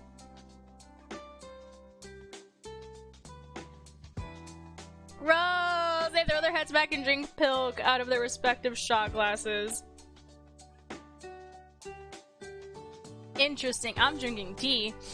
Interesting. With all that big talk, I would have never taken you for a scaredy cat. I am not scared. In fact, I'm above horror games, which is why I simply chose to not to play them. Without even flinching, Koi Kindred pours another shot of pilk and takes a swig. Civil Kindred pats them on the back with a childish grin. Sure, keep telling yourself that. Whoa! He went to change his clothes! Sorry for leaving, everyone, but I come bearing gifts. Vox holds a bottle of wine in each hand, one of which was already half emptied. He approaches us and slams them down on the table with a burp. I found these gems in the wine cellar, and he drank half a bottle when he came up. I think it might be from the same brand that you guys served down at the cabaret, Pikachu. Ooh, let me in on some of that. Continue to drink and laugh throughout the night. Cute! Midnight, I love you. I come across myself surrounded by the rest of the kindred, all of whom are completely shit-faced and barely teetering on the edge of consciousness. Soon, there is nothing but a mamir in the kitchen. Aww. They all mimis. They're all mimis. I get up from my seat to find the elusive demon has left once again. This is the third time today. I'm seriously starting to think that there's some secret back rooms in this place. Everyone is already asleep. It wouldn't hurt to go look for him now, right? Well, oh my god, it's even prettier at night! I love the moon! I'll leave the kitchen and wander around the castle's corridors. In the distance, I spot a shadowy figure. Curious, I draw closer, only to find his ebony hair bathes in the moonlight. Oh no, he's so drunk too! His ebony hair bathes in the moonlight's soft glow as it peers through the open window beside him. The gentle breeze lifts his hair off of his shoulders, covering his face. Narrowly through the reflection of the nearly empty wine glass in his hand, I catch a glimpse of his iridescent orbs. His skin looks more pale in the moonlight, more delicate, frail. Vox? Pikachu, I didn't expect to see you here. Where are the other kindred? Completely shit-faced and soundly sleeping on the kitchen table, so they're doing alright. He finally I love this soundtrack, it's so cute! He finally turns toward me to meet my gaze, his full stature coming into view. His cheeks harbor a tint of sanguine. How much has he had to drink? Why am I not surprised? He takes another sip from the wine glass, finishing the rest of its contents with ease. So, why did you leave the kitchen? Did something happen? No, not really. I suppose I just got overwhelmed and wanted to get away from it all. Oh. What do you mean? Oh, stop! This is so good! I think I'm just stressed. I'm currently working on a film, and I've been wanting to cast some of the kindred as actors, but we have so many talented recruits that it's becoming a harder task than I thought. Hey, why do you want to get away? I thought... I also have a meeting with a cinematographer in a week, and I haven't finished my shot list yet, so that's been weighing down on me. Vox! Vox, listen to me, please! No, now he's embarrassed! Are you okay? Not the new recruits or your agency, or the film, or your manager, but you! Are you okay? He goes to take another sip of his wine, only to discover that it's already empty. He chugged it earlier! You don't have to answer me right now. I don't want to make you do anything that you're uncomfortable with, so please let me know if I'm going too far, but I just want you to know that no matter what happens... Oh! Do we just do I care about you?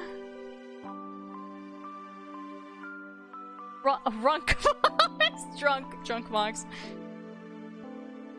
I want to just say I care about you, but would that make him more flushed? Oh? I care about you, and I always will. This has been like a flawless run, except for the beginning. If I didn't goof that one side. Wait, his like mood shifted. He like did a different pose. It looked like I care about you, and I always will. It was like what happened, Vox? Oh. I feel a wet but warm sensation on my cheek, coupled with a large, comforting hand gently placed on the back of my head. Thank you, Pikachu. I can feel his whisper tickling the inside of my eardrums, each word introducing me to a thrilling sensation. My face begins to burn up. So this is the power of the voice demon. Okay, that was just so sudden. Okay, he made the first... of course he would make the first move. Vox slowly drags his hand, so it now softly embraces my cheek. Pikachu, Pikachu, are you there? I turn around to find a man with sly eyes and yellow horns standing before me. I turn back around to find that Vox has disappeared. Again. Oh, that's Onigiri! Hello! He's so cute! Very handsome, dapper lad. Oh, wowee. Hello! My name is Onigiri. I'll show you to your room. Follow me. Onigiri leads me down the long corridor to my room. We walk in comfortable silence until we reach our destination. Onigiri graciously opens the door for me. I smile and quietly thank him as I move to enter my room. Wait, what? It doesn't take more than one step for me to freeze and gape at the scene I'm introduced to. This room is identical to the one I live in with my roommate, right down to the posters on the wall. This is... My lord specifically asked me to make sure you're comfortable. You felt comfortable while here at Akuma Castle. Now what better way... and what better way to do that than with a home away from home? It's a bit... How did you even... I have my ways, and I like to be thorough when it comes to my duties. I am both flabbergasted and impressed by Onigiri's attention to detail. It's obvious that this isn't as simple as a copy and paste. Each item has been selected and placed with great care and consideration for the person who would be staying in it. My mouth unwittingly curves into a gleeful grin. You did an amazing job with this. This really does feel like home. Thank you so much for your efforts. Please extend my thanks to Vox and the rest of the kindred as well. Onigiri nods with approval, clearly pleased with the results of his handiwork, but the mirth in his eyes soon turns downcast at the mention of his lord. Vox is under a lot of pressure, you know. From the agency, his new film, the press, everyone and everything, really. I really worry about him. All of us do. But when you came around, he became much more at ease. He's been happy. I don't know what you did, but I guess what I'm trying to say is, thank you. You're a good match for the guy. I slapped my hands on my cheeks out of reflex, despite my blush being well masked by the darkness on the hallway. Good match for him. What did Onigiri mean by that? I'll take my leave here. Have a good night, Pikachu. Thanks. Good night. Good night, Onigiri. Before I know it, he has already disappeared. I entered my room and get ready for bed, preparing myself for what will surely be a peaceful night. Wow! Okay! Interesting! That's so weird. My groggy eyes open slowly. My groggy eyes slowly open to an oddly familiar room. It takes me a while to adjust and get my bearings to this new space, but the reality of the situation soon dawns on me. That's right. I'm staying in Akuma Castle for the next couple of days. Sometimes I forget for a moment that I'm not actually at home. I still can't get over how they managed to make this place look exactly like my actual room. Excuse me. As I let out a yawn and stretch, I knock on the door. A knock at the door draws my attention. Pikachu? Hey, Pikachu, are you awake? I yell at an affirmative grunt and tell them the door's open. Hey, Pikachu, breakfast is ready! Good morning, I'll be down in a minute. Well, hurry up, because the others like to sneak in seconds. I'll leave you to it. Without a moment to waste, I throw the twisted blankets off my body and tidy up so I don't look like I just rolled out of bed. I open the door and dart down the staircase. After the feast that was yesterday's dinner, I can't wait to see what Vox has planned for the morning.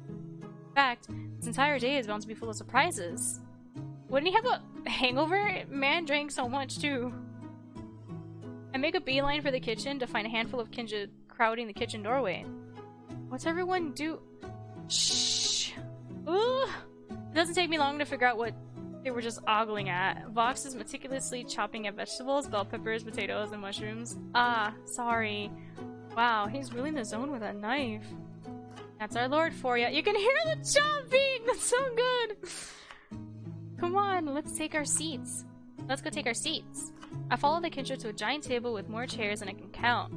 I don't think a single person would feel left out if they all have a meal here. After a few more theatrical stunts and sizzles with the frying pan, Vox raises a hand and asks some of the kindred to start passing plates around the table. As enticing as the food in front of me is, my eyes seek out Vox, who seems to be working somberly behind the kitchen counter. He starts scrubbing the frying pan in the sink under some hot water. His patch.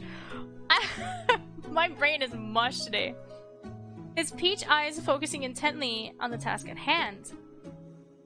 I decide to go check on him. He jolts when I put a hand on his shoulder. Ugh. Oh, Pixachu, good morning. Remember to eat your food before it gets cold. Well, by that logic, you should be eating something too. Why don't you come join us, Vox? Don't worry, I'll be alright, Pixachu. Although, I might need help drying off all these dishes. Care to lend me a hand? Oh, yeah! Wait. He told us to go eat, and now he's telling us to go...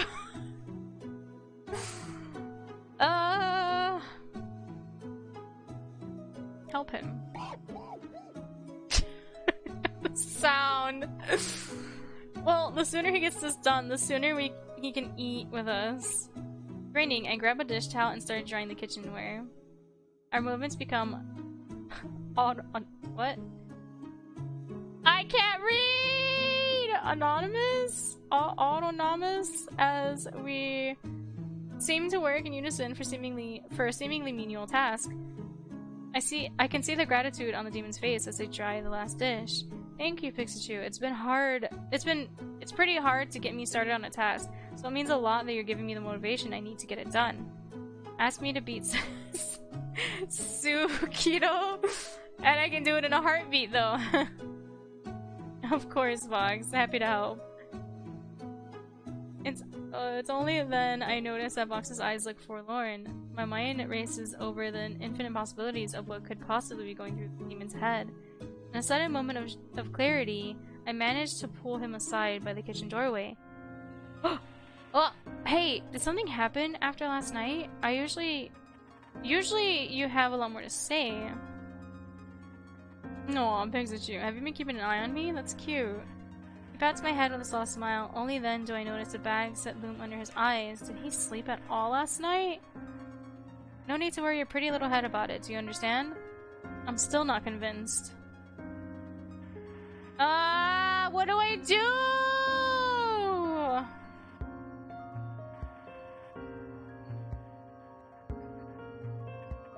Why? I want to just reassure him.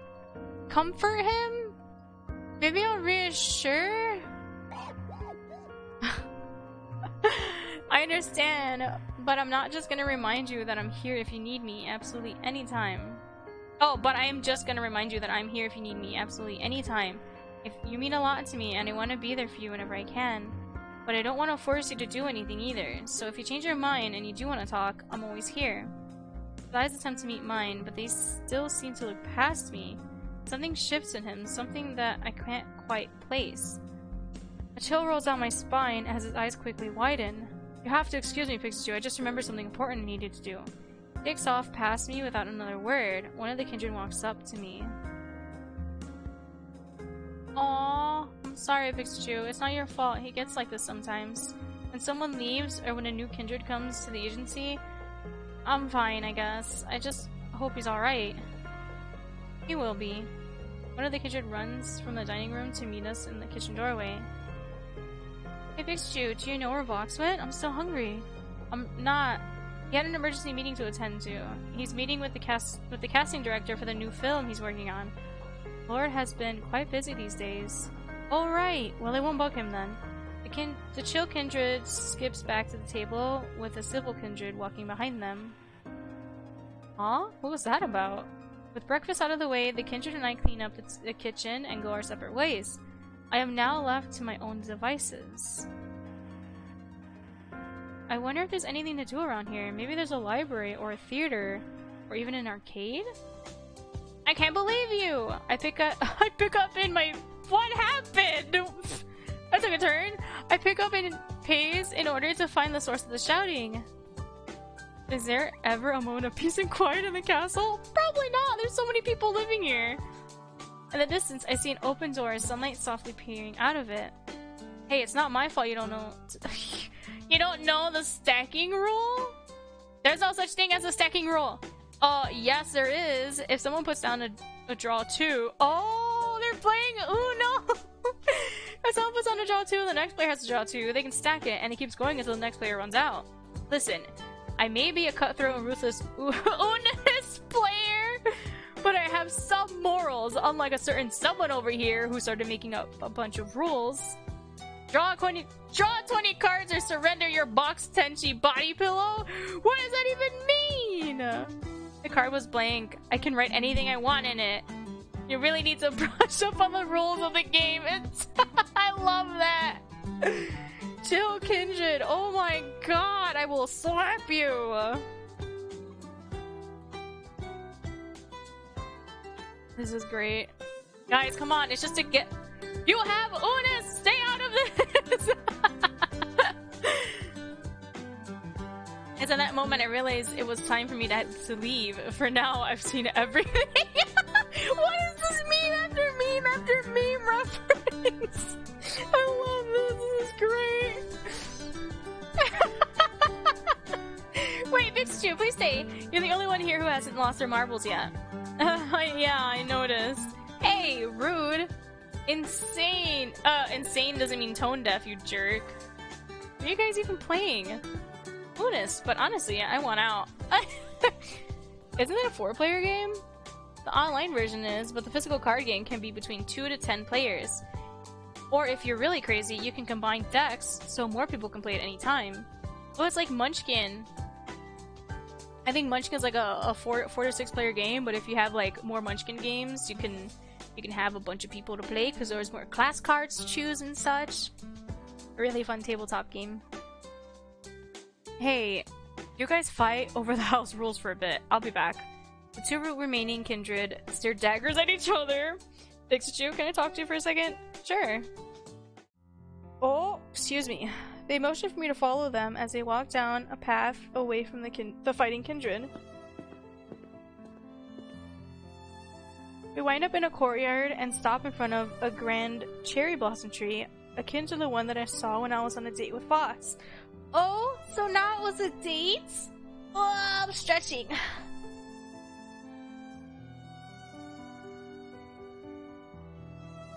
Ooh, and I yawn. This one seems way bigger though, but at least another couple meters. Or by at least another couple meters. About this morning, don't worry about it really, I'm sure you had your reasons. Thank you, it's just that a while ago... They're gonna tell us a story. 400 years ago to be exact, there was a clan. It was small, only a little over 500 people in it. It used to lay at the tip of Honshu's northern peninsula. It seemed to just appear out of nowhere, a clan of misfits, wayward souls, outcasts. People who didn't have anywhere to belong, but belonged there. They found a home in the clan, and it was known as the Akuma clan. They can barely look me in the eye, their voice wavers. Then, when Ieyasu Tokugawa wanted to take the Akuma clan under his rule, Vox refused to give up on his people. There was a big explosion around the castle borders and everyone was gone. All 522 kindred. Dead due to an unexpected battle plan. Vox fought valiantly and only he survived, his immortality being what saved him. He went into hiding for centuries after that, never to be seen by the public eye. Till now. And I know he never talks about it, but I can see it in his eyes. A part of him is still stuck in that day, 400 plus years ago. Massacre. Do the other kindred know about this? No. Vox only told the older recruits like me. After a while, he stopped telling the story, as new recruits come and go. I don't know the full story, but I'd imagine it takes a toll on him. See. He's open up to you, though. Really? Yeah, he's more at ease when he's around you, more at peace. I can definitely see some kind of change in him. You're good for him, Pikachu. You really are. Thank you. I'll do my best to support him. I hope so, for our sakes, and for his. Hey, Civ? They jolt at the sudden touch of the Koi Kindred's hand on their shoulder. What is it? Jill insists we play on the 7-0 rule. We insist we play with the 7-0 rule. And I keep telling them that's just in the online version. Oh. House rule, Koi. How many times do I have to explain it to you? You're not getting it. God damn it. I need to make sure these two don't kill each other. I was not talking to you, Pikachu. I give the civil kindred a sympathetic wave as I watch them herd their rabid friends into the kitchen. I take in the grandeur? Grandeurs? I don't know. Of the bittersweet scenery before me. One of heartache, but also of new beginnings. I continue to wander around Akuma Castle alone, as most of the kindred are outside, or doing work in their own pockets of the castle. Though it is bustling and full of life in its own right, I can't help but feel lonely as I traverse through the empty halls. Each one of my footsteps reverberate through the walls as I walk aimlessly. In its solitude, these halls begin to take on their own meaning, their own form of isolation.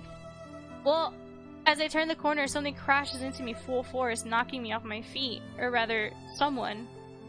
Oh! Onigiri's back! Pikachu, are you okay? Are you okay? Don't worry, I gotcha. He bends down and offers his hand, which I graciously accept. Well, speak of the devil! Well, speak of the devil. Close, but not quite. Well, regardless, I'm sorry about that. Thanks for helping me up. This is great. Oh my god. Don't worry about it. Well, I'll be best to be going. Wait, I haven't seen Vox since this morning. Is he alright? Last I seen of him, he was in his office. The yokai's eyes darken for a moment, appearing to be deep in thought. Then they starkly brighten as if nothing happened. You know what? You can go pay him a visit, and bring him something to eat while you're at it.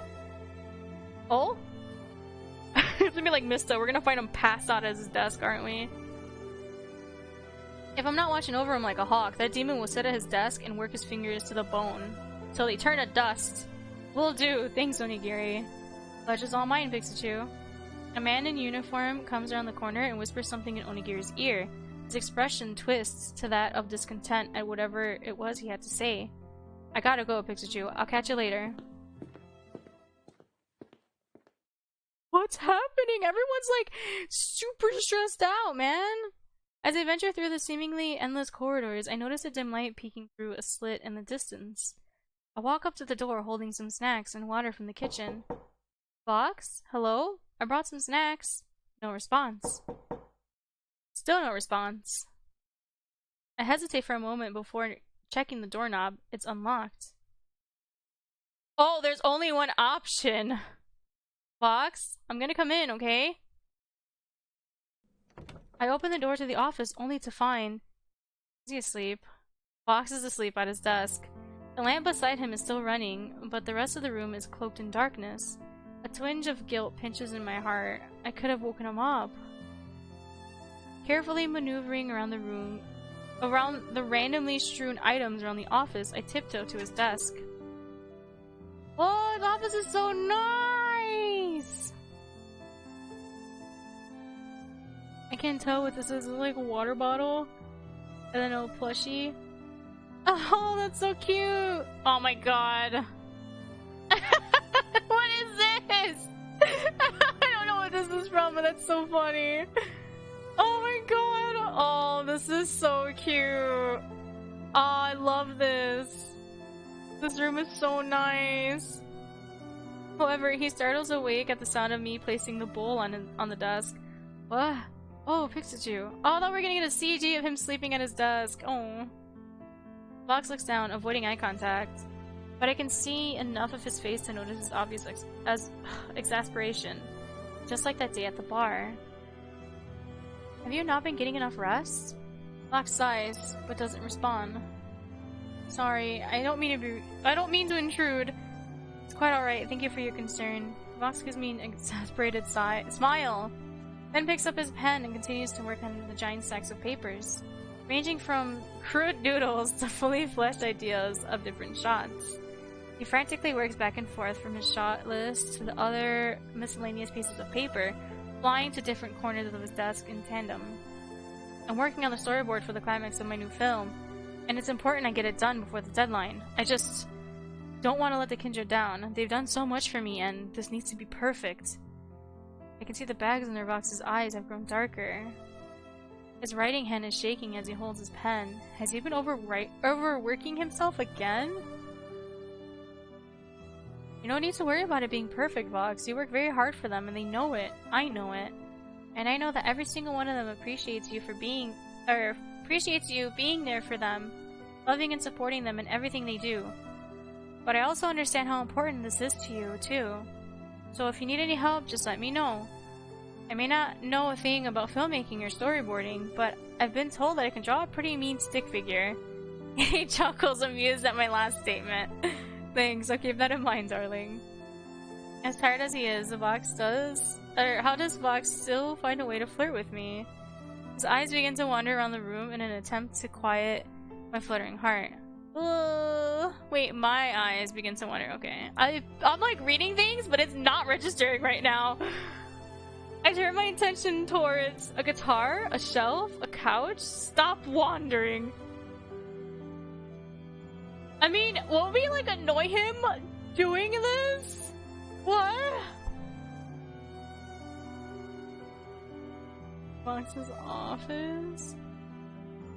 I don't know what to do! We're running out of save slots! The guitar? I like the shelf. A shelf. The shelf of knickknacks behind his desk. My body slowly drifts to the shelf, adorned with trinkets and keepsakes from Vox's various adventures. Ooh, my eyes are drawn to a set of D&D dice, a photo book, a knife, a D&D dice, a red and black holographic set of demons and druids dice. Whoa, these are so well designed. Are these custom made? Yes, in fact, one of the Kindred handmade them for me. After that, we all started having weekly sessions. One of them surprised me with this beautiful set for my birthday. You'd be surprised at how many hidden talents the Kindred have. That's so sweet. I might have to commission them to make some for me too. Well, if you're interested, you're always welcome to play with us. I might take you up on that. Oh, my eyes are drawn towards... nothing. I've seen all I needed to see. No! A photo book? A small, leather-bound photo book. I open the book to the first page to find a portrait of 3 demons. A woman with silky black hair, a man with a stoic face, and a little boy. Aw, Vox, is this your family? It's... Ah, you found my photo book. I remember sitting still for that portrait. Felt like hell. I continued to flip through the pages. A white-haired man that looked eerily like Vox. Only Gary in his demon form. Baba wearing glasses on the beach. And... wait, what? Vox? Vox, is that a mullet? Offensive neon colors, crop tops, and ill-fitted belt bottoms plague my vision. And to top it all off was this monstrosity. Oh my god. And this was no ordinary mullet either. This was the magnum opus of mullets, a mega mullet. I would never have thought that I would ever see Vox in such a state. But before I can give him the masterclass roast that the demon so desperately deserves, the photo book is frantically snatched from my hands. Vox rips the page out, shreds it apart, and throws it into the trash. He breathes heavily as individual beads of sweat begin to trickle down his face. You saw nothing. Oh, I'm so embarrassed. I want to say something funny, but I think that I still want to live long enough. I'll roast him another day. I give him a slight nod while desperately trying to contain my laughter. The demon then returns to his desk. I told Nikki to burn that years ago. Aww. A knife. Vox, what do you have? A knife! No! A sleek, all-black knife. I carefully pick it up. Careful, that's sharper than it looks. Got it. Wait, what the hell is this? I turn the knife over to find its underside bombarded with kiss imprints in a red lipstick and a small sticky note that says, "We love you, knife XOXO, please call me baby girl." From the kindred? Seriously, every time I move this thing, the kindred always manages to find it. This is like the 8th time this week. You know what? I'm not even gonna ask. That's great. I want to say the guitar. The detailed guitar in the back of the room. Huh? I didn't know that you could play guitar, Vox. Well, when you've wandered around the world as long as I have, you start to pick up a couple of things. Oh, really? You'll have to serenade me sometime then. I'm flattered, but I don't think my skills are up to par to be doing any serenading. Hush, I'm sure you can play just fine. Do you take any requests? Not usually, but I'll make an exception for you. Great, because I was thinking that if you played Snap featuring Lion Kaga... I'm afraid I don't know how to read Romaji properly. Fair enough, moving on. A couch. A couch sitting on the side of the room. Clothes and papers are strewn about the couch and floor, which drew more attention to the giant lump covered by a soft blanket in the center of it. Has he been sleeping in his office? I began picking up some of the loose articles of clothing around the couch and start folding them up. I may not be able to help much, but maybe tidying up the place might bring him a little bit of relief. I finally make my way to the big lump resting in the middle of the couch. I rip off the blanket and then... Wait, Pikachu, don't touch that! Pile. Oops!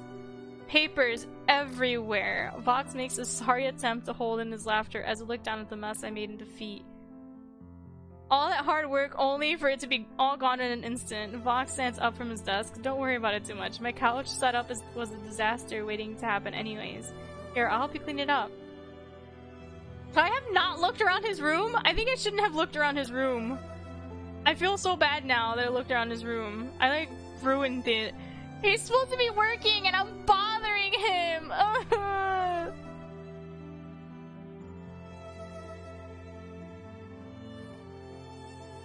I needed more tea. My throat feels so dry. He comes from around his desk and crouches down beside me to start picking up the papers. I crouch down to meet him. I begin to chip away at the task until I feel a warm sensation on my hand. Sorry about that. No trouble at all.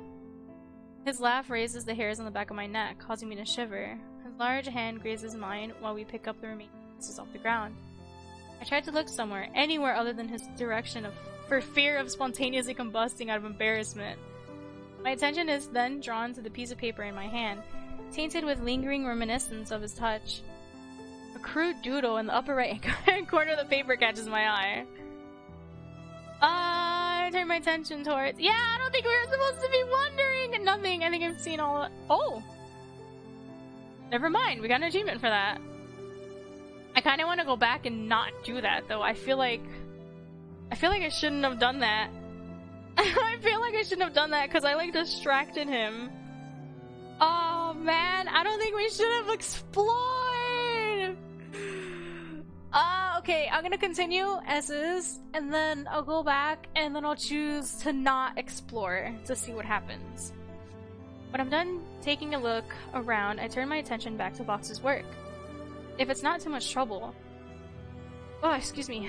You want to talk about what happened in the kitchen earlier? It had nothing to do with you, Pikachu, I promise.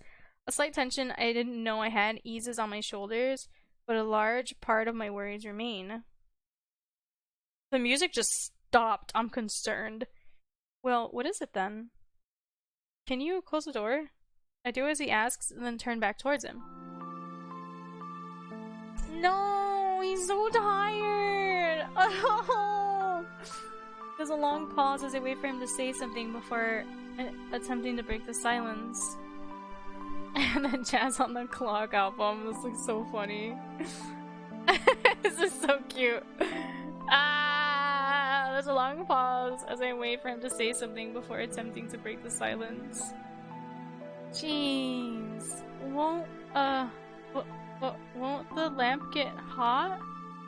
It's fine. He's avoiding the subject. I don't want to force him to talk if he doesn't want to, but if he's beating himself up this much about it... I know it's not my place to say this, but I can tell something's bothering you. I'm not doing much today. I'd happily lend you an ear. Oh my god, this is such a hurt... Okay, I thought this was gonna be like a very silly, flirtatious playthrough. This is turning out to like hurt my soul. The man is so exhausted, overworked. I feel terrible. Oh my god, please. It's aviator sheets. It's just... I can't stand seeing the kindred in pain. In this line of work, especially where they want to do their best to just... Oh! Let me read this again. This is upsetting me, I can't even read! In this line of work, especially where they want to do their best just to make me proud, it breaks my heart to see them suffering through it. They work so hard only to blow up. Oh my god, that's literally me. They work so hard only for it to blow up in their face. What? Because they didn't do it right the first time? Stop, this is so upsetting.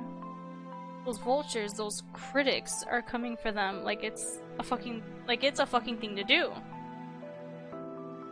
And as their lord, it's my duty to protect them. I fear I haven't been doing that for him. And then the other night, Have any other kindred told you about my past? They said that you left Japan years ago after your first clan was destroyed. Yes, leading a clan had been my dream for as long as I can remember. Over 400 years ago, I was able to gather a few people and do just that. They were refugees from the Warring States. The Warring States? The Warring States. We managed to carve out an existence near the coast. Then that bloody... What? I can't read today. Then that bloody Shogunate came and took my family away from me. Vox's voice cracks as he struggles to hold back tears of frustration. Oh no. Can we hug the man? I wish to hug the man! They slaughtered everyone. Nobody was safe. Women, children, families, and anyone who was spared from their blades. The flames from their explosions weren't the type to discriminate. I'm so upset and I can't read. Their numbers were far too great, their weapons and armor far more powerful. The most I can do was fend them off to the best of my abilities. I remember backing up to the peak of Honshu, only to find my initial demise there. The other night, I had a dream where I lost everything again. I failed them again. I can't get their screams out of my head. It's as though a dam has been broken. Tears flow down his face and his body shakes with every sob. Why is this good route hurting me? Oh! Vox startles when I hug him, but slowly relaxes and leans into me. He eventually wraps his arms around me as well. Thank you! I want to hug the man! I don't want to fail them again, Pixiju. I can't. You won't. It's gonna be okay. What happened back then isn't your fault. I'm sure they wouldn't want you to put all the blame on yourself. He cries for a while, finally letting the emotions he's been holding in spill out. When his sobs quiet down, I go to get a better look at him. I didn't want the clan to see me like this. I'm kind of relieved it's you and not one of them. I can't begin to imagine how they'd react to all this. How overwhelmed they might feel. I cup his porcelain cheeks and watch his pink gold eyes widen when he realizes how close I am to him. Listen to me. You shouldn't have to hide. The kindred love you, Vox. They wouldn't judge you for having doubts or for being vulnerable. They don't think any less of you for it. As a clan leader, you should be able to communicate your worries, especially since it involves them. I know they'll listen to you. And they understand your love and the sacrifices you make for them. I know they'd be glad to support you through this. Same goes for me. So please, don't bottle everything up like this. It's okay to put your faith in others. Never forget that. With my forehead to his, I hear his breath hitch between his lips, and I can't help but smile. I don't think he and I could be any more in the same wavelength if we tried. This feels right. Being here for him feels right. This is so cute. I can't. Thank you, Pikachu. Thank you. I'm happy. Whoa! I hate you, Vox. What? Honestly, how could you murder our poor friend in cold blood? I can't believe I could ever associate myself with someone like you. I can see the light. It's so cold. No! Boy cries out in exaggerated anguish as oh, okay, the play. This scared me. I'm like, is this his mind? No, this is just his play. Boy cries out in exaggerated anguish as Chill closes her eyes and limply sticks their tongue out in pretend death. As across the board, Vox sighs. For the last goddamn time, if you, a level 2 bard, decide to rush into the battlefield against the big bad evil guy with no armor, I thought it'd be funny, and it totally was. Then don't be surprised when you get one shot by a low level minion. Besides, you aren't dead yet. You're unconscious. You're unconscious. You just have to successfully get through your saving throws. Then you'll be back in no time. Don't worry and chill. I can heal you with cure wounds, and you'll get your HP back again. It's only right for me to help you out as this party's resident cleric. You're playing D&D. I love this. Okay, it's not the play. They're just playing D&D. Not that they had much HP to begin with. I heard that. Now let me roll. Silver rolls the dice in their hands. Yes! They added the dice throw! Silver rolls the dice in their hands at first, and then they let them fall to the board. I got a nat 1. So much for that. Aw. Guess I'll die. Memes after memes! I love this! Guess I'll die. It's cool though, because now I have more time to eat my snacks. Vox, where'd you put my caramel candy? Hey guys, I got this. This battle will be over before you know it. Oh god, please, no, not again. Boy, every time you do anything in this game, it never has anything to do with the party's actual objective, which, granted, is hilarious. But I also kind of want to fully play through one of Vox's stories once in my life. Hey, guys, trust me. I'm taking it seriously this time. I'm going to be pulling out my trump card. Really? Yes, really. Are you sure? Yeah, probably. Because if you pull any weird stunt, I will off your character for the remainder of the campaign. Hey, have a little faith in me, guys. I share an incredulous look with Vox and the others. Sybil just shrugs, relenting, to which Koi lights up, squaring their shoulders and seemingly preparing to say something big. Alright then, go ahead. I call out, the Red Eyes Black Dragon. That's it! I'm leaving! Not this shit again. Oh my god, stop! What is this? The record scratch! Hi, it's me, Pikachu, and you're probably wondering how the hell I got here. Well, I'm glad you asked because, well, actually, to be honest, I don't really know either. But I guess you could say that it all started when... The past few days have been a blast, Pikachu. Sorry I couldn't spend them with you for long. It's no trouble, Onigiri. Something tells me I'll be seeing more of you in the future, though. Well, I'm sure looking forward to it. I'll get your stuff packed so you just have as much fun as you can till you gotta leave. Thank you so much, Onigiri. Don't sweat it. It's another wonderful day at Akuma Castle. Things are looking up since the events of last night. Vox clung to me for quite a while yesterday, but I don't mind. He is finally becoming more comfortable with opening up with others, and I think our relationship is taking a turn for the better. And besides, no one knew he could be so cute! Hello, Pikachu. Speak of the devil. Oh, hey, Vox. I didn't see you coming. You scared me for a second. Seriously, where did he come from? People keep on appearing and disappearing in this castle. How does this keep on happening? Ah, I'm sorry. I didn't mean to startle you. No, please. Don't worry about it. What can I help you with? Well, as you may know, the Kindred and I are currently in the middle of a Demons and Druids campaign. Oh yeah, I remember you telling me that back in the office yesterday. Right. Oh my god. That made him flustered. I'm glad you remember. Were his cheeks always that red, or is that just my imagination? Well, we're having a game session in the kitchen at noon. I was wondering if you wanted to join in for a one-shot before you left. Really? Are you sure I won't mess up any party dynamics or anything? No, not at all. In fact, when I brought the idea up with the Kindred, they were ecstatic. Alright, sure, I'd love to. His face lights up with a smile brighter than the sun. Perfect! I'll handle the bulk of the prep work. The bulk of the prep work. I'd have to find a way to smoothly integrate your character, but don't worry, because I'm really good at that. And don't worry about the character creation either, since it's such a last-minute request, I'll handle it.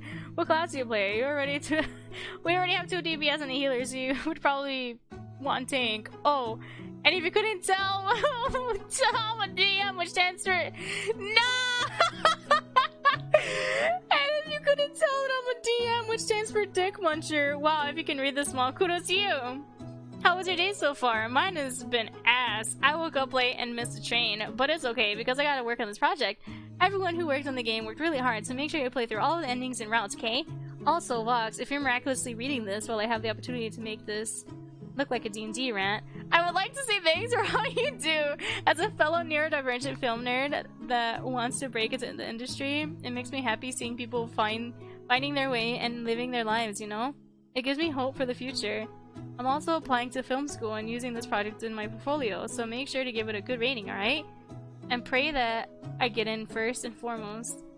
Aww, but yeah, that's it. We still have a lot of space to fill, so yeah. So me lid. Oh, that was so cute. I love that. That's so cute. I love this team. Like, the whole team for this game. You guys are great. I hope everything was like above and beyond your expectations and such with how people responded. I really hope that everything's just so great and grand for you guys, because this is so sweet. I love this. He's ranting again. So cute! Yeah, he sure is! So on that note, have you played D&D before? Oh, I played a baby's first D&D. I don't know if that counts. I don't know, man. I honestly haven't, but I'm gonna say yes. It's not my first rodeo. Perfect. That makes my job a lot easier. Sounds good. I'm looking forward to it. Wait, what happens if I say no? Sorry, I'm a total noob. No worries, I can teach you as we go along. Sounds good. I'm looking forward to it. I'm actually not. I've played like a baby's first D&D thing. But okay. Likewise, I'm sure that the Kindred are on their best behavior for today. Wait, what do you... I'll see you later, Pixiju. Oh no. What do you mean by best behavior? And he's gone. 2 hours of chaos later. Excuse me. Get your grimy feet off of my counters before I make you! No! Civ is about ready to kill me! Using a kitchen chair, Civil Kindred is poking Koi Kindred, who is currently running timidly on top of the kitchen counter. Koi, I just cleaned those counters this morning. I don't know where those feet have been. I'll never tell. Bro, can I please get my caramel candy? Been waiting a whole minute. Been waiting a whole minute. Hey, Pixiju, hurry up and do something, will ya? No! I have to help someone! Stop! Help a kindred. Help me! Help this kindred! I don't know what to do! I'm gonna help civil kindred. Gotta pay for your sins, Koi. Traitor! I knew I could trust you to play respectfully. Wait. What if I help Koi? I'll get the window open. You can make an easier escape from there. Civil's eyes widen and then they gasp, putting a hand on their lips. Pixiju, I expected better from you. No! What if I don't help anybody? Hey, chill. Pass me the popcorn. Oh, well, if you promise to bring the carom... I know. I'm grabbing it now. Here you go. Oh my god. I toss a packet of candies to Chill, which puts a soft smile on their face. They act like I handed them something otherworldly. Two of us proceed to eat our snacks while Vox and Sybil swat at Koi, who frantically skidding across the kitchen counter. Okay, no, I'd help Sybil. I like Sybil Kindred a lot. Oh my god. I grab Koi Kindred by the bare ankles and struggle to pull them off the kitchen counter and onto the tile floor. You'll never catch me alive! I never intended to! Am I about to do the deed? I am about to do the deed when... Oh, what the fuck? The bonk! Seriously? I leave you for 5 minutes and you're already making trouble? And Fox, aren't you supposed to be in charge around here? The five of us sit on our knees as we tremble in the almighty power of Onigiri's legendary combo. That bump on the back of my head is sure to stay for the next few days. No! Why do we get beat up? Hold on, I'm not gonna help anybody then. I don't want to get beat by Onigiri. I don't want to get bonked. I'll pass you the caramel. You've been asking and waiting politely. Things are just about to be good when... Onigiri heaves a heavy sigh, his shoulders raising and lowering as he takes a breath. He winds up his fists and charges towards us. Oh, we still get bonked? Wait, we still get bonked? Seriously, I'll leave you for 5 minutes and you're making trouble out here. The five of us sit on our knees as we tremble in the almighty power. Stop! We get bonked anyway! Alright, I'm helping Silvo Kindred. Ah, that's so... Ugh. Bonk. I love the bonk noise. Bonk. Hold on, I need water. My throat's super dry.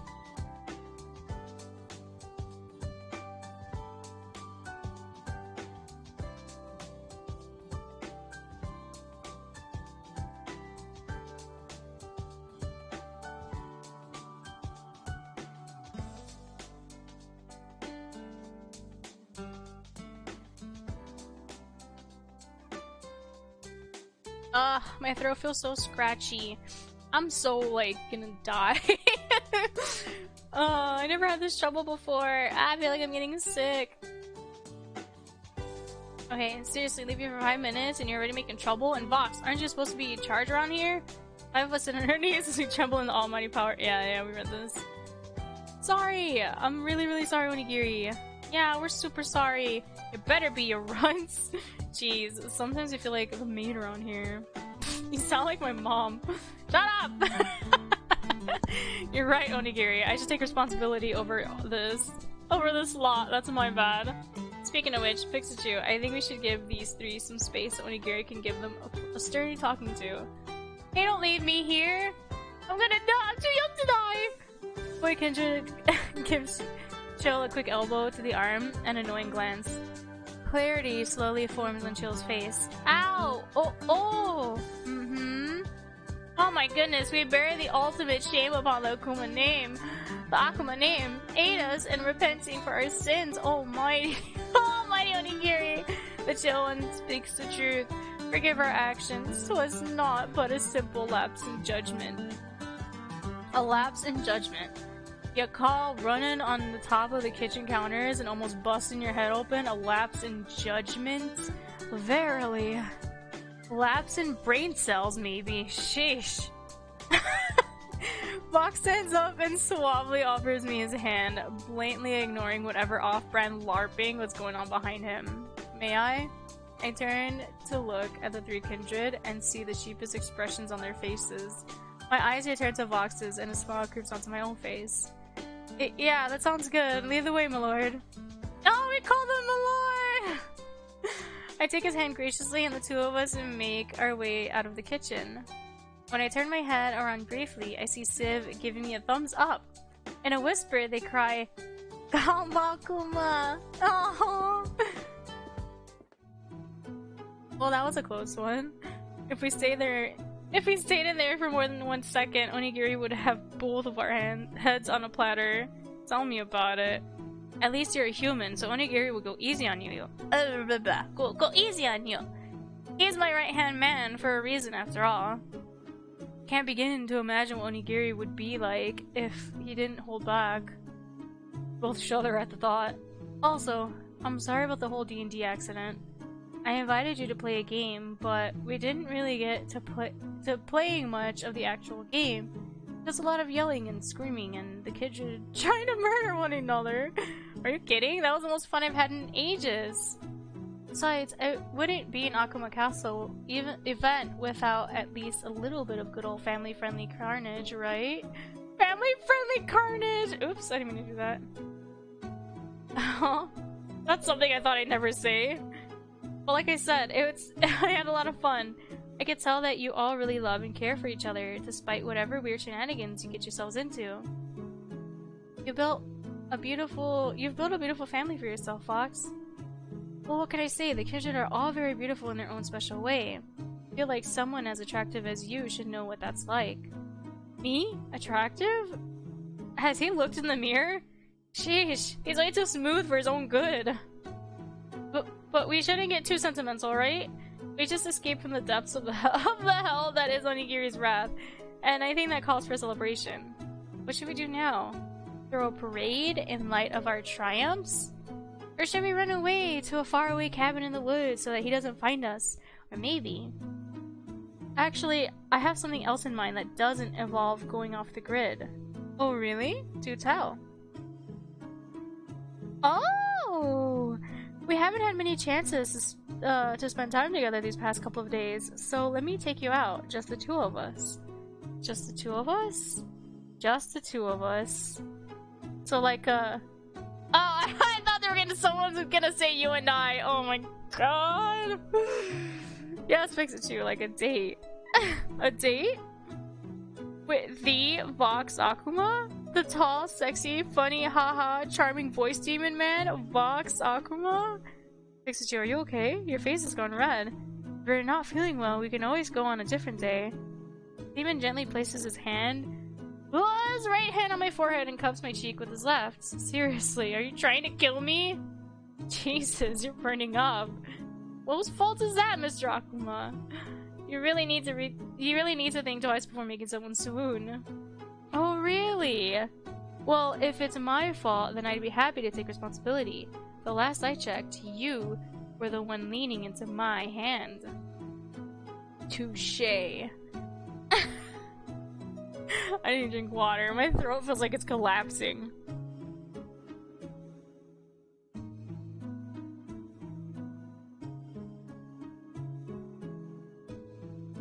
I grab his hand and begin to lead him toward the castle entrance in an effort to cover up my self-made paradox. Let's just go already. Whatever you're saying, darling. Give me a moment of change and we'll be off. We decided to go to a cafe in town as our separate plans to go days prior were, oh yeah, thwarted. Vox's treat. Surprisingly enough, the ride isn't too far away from Akuma Castle.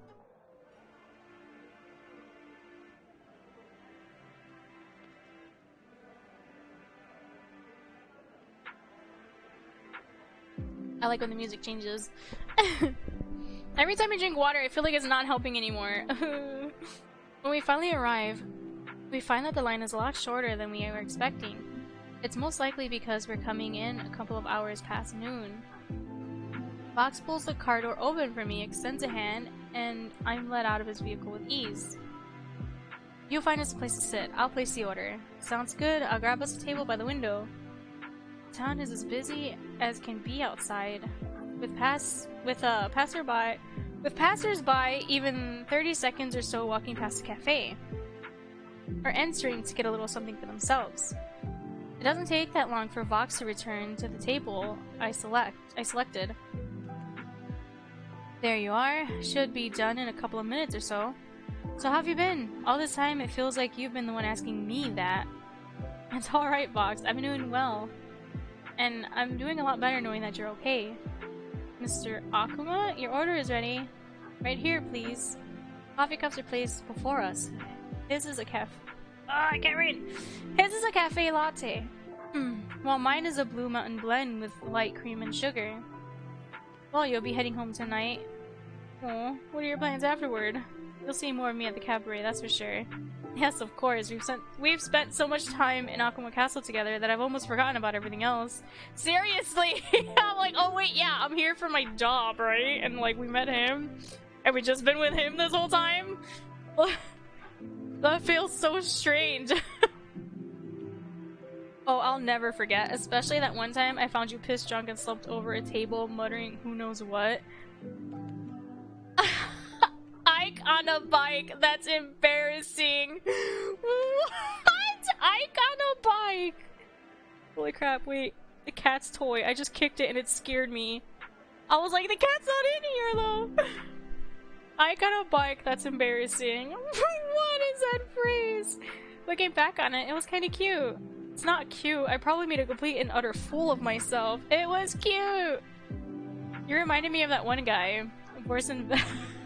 What? Was it? Who was drunk out of his mind in that one commercial? Like, Mahal the French champagne! No! That's like one of his favorite things, a quote. Oh! Give me a second. I just heard the kitten meow. I just heard the kitten meow. I think she needs attention. I'll be right back. Gotta take care of the animals.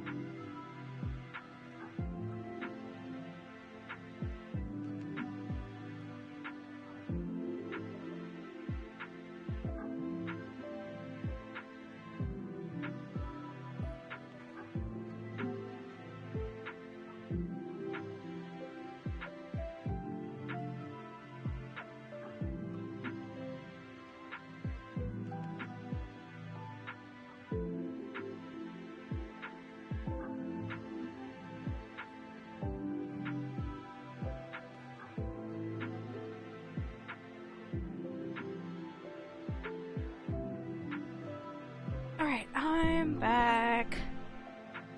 Okay. I also went to go potty too. Kid wanted water and she didn't even want to eat dinner.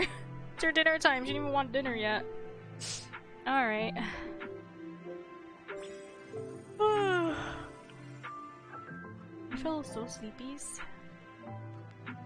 Alrighty. Ah, wait, what did we do again? Oh yeah. Oh yeah. Wait, no.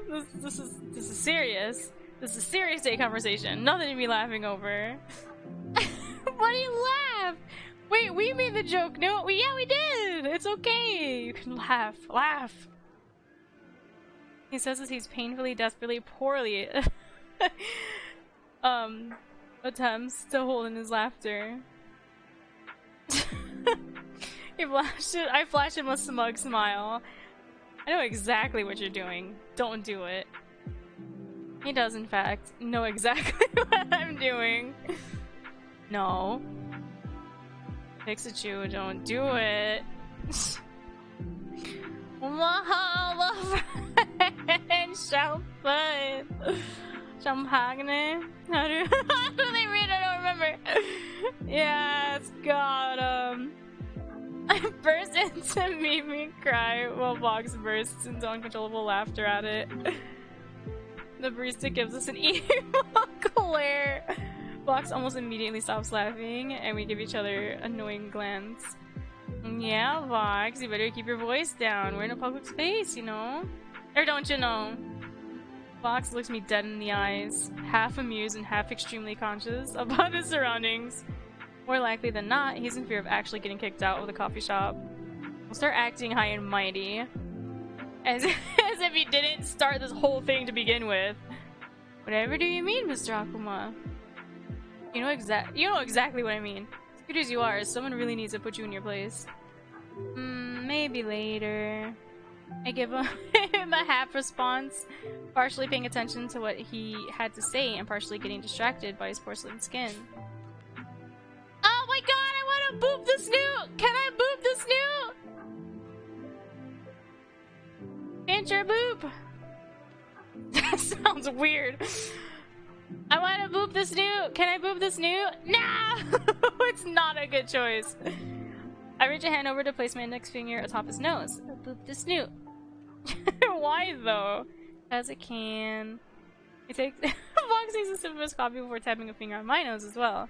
Then I'll boop you right back. Boop. Oh my god, a boop boop. Stop! What is happening? The two of us enjoy our cups of coffee, all the while talking about everything and nothing at the same time. What in the world? Hold on. Get your boop. Pinch his cheeks. Okay, so it doesn't matter what we choose. Alright, I'm booping the snoot. I reach over to pinch his cheek. God, what was that for? Yeah, that's gonna hurt. I just felt like it. You have cute, squishy cheeks. I told you already, I'm not cute. I'm a scary demon man, and I'm out to get you.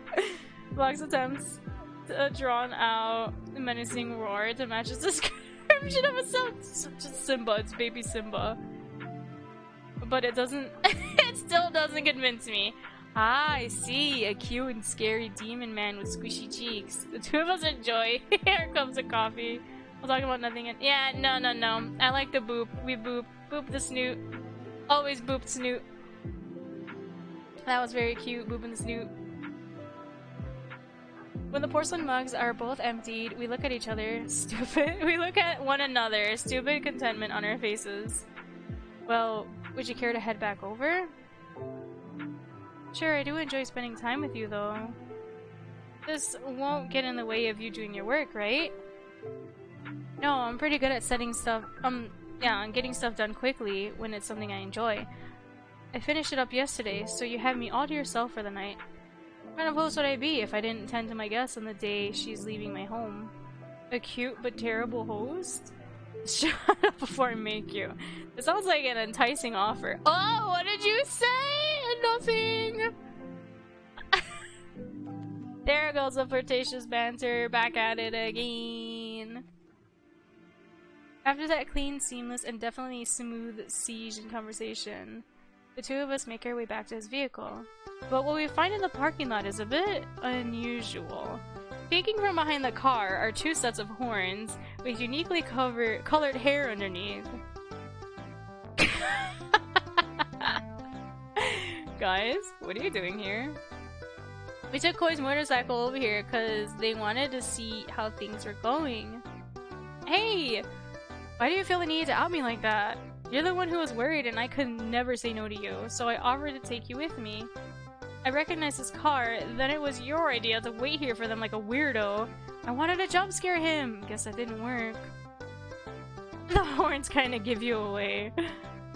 Knew I should have gotten them trimmed today. Oh well. Since we're all here though, wanna grab a bite to eat? I'll treat us to some crepes. Oh, that sounds lovely. Let's do that. I want extra bananas. I'll pass on the bananas. Do they have cherry and cream ones though? I'll do one better. A strawberry and blueberry crepe with jam. Aww. Oh, so cute! We spent time with everybody! I make my way home, or make my way down the corridor and find Civ and Koi talking. Curiosity getting the better of me, I chime in when the timing feels right. I just don't know if it's even our place to ask. Sorry to interrupt, but ask what? Hey Pikachu, so weird we keep running into each other, huh? Not that I mind at all. I didn't think much of it until you lampshaded it like that. But anyway, what were you two planning on asking? Vox, I can only assume? Well, we wanted to ask Vox if we'd be seeing more of you after you leave. Because we've really been enjoying the time we've spent with you. I just can't bring myself to tell him. Not right now, anyway. What do you mean by right now? They pointed the window behind us. There was a massive sakura tree. The massive sakura tree is ever tall and sturdy, with lanterns hung high above. That's where Malorn usually goes to relax and to reflect on everything. You can only imagine my reluctance to disturb him. Yeah, but maybe Pikachu here is the exception. His eyes sparkle when he looks her way. You guys know you won't need to ask that kind of question, right? Of course I have plans to come back and visit. And you can always visit me at work or at my apartment, just so long as you don't go causing as much mischief as you did earlier today. Aw, what? But I like mischief. But hey, you really mean it, Pikachu? You'll really have us? Absolutely, you guys are my friends after all. Boy begins to shift in their place, and resembling a somewhat sincere smile begins to creep onto their face. Alright, bring it in, you softies! Group hug! The three of us encircle one another in a warm embrace. Oh, cute! But now that I think about it, he must have been out there for some time now. Do you suppose he's working out there? Well, only one way to find out, isn't that right, Pikachu? You should go to him. Oh! I feel like this is the end. Is this gonna be the end? He's gonna confess under the sakura tree. Aww. When I step outside the Akuma Castle garden, I'm immediately greeted by the soft sound of a guitar. Shit, how's that one part go? The voice demon seems to be having a bit of trouble, and then repeats the chord progression. Both the voice and the music get louder the closer I get to the tree. Vox? Vox lifts his head up at the sound of my voice. Pikachu, hi, you weren't supposed to hear this yet. Huh? Well, what are you up to? Practicing. But since you're here, I suppose you might as well have a seat and listen to me. I've always wanted to perform this song, but I can't get some of the chord transitions quite right. Well, even if you can't, I still want to hear it. I'm sure you're fine.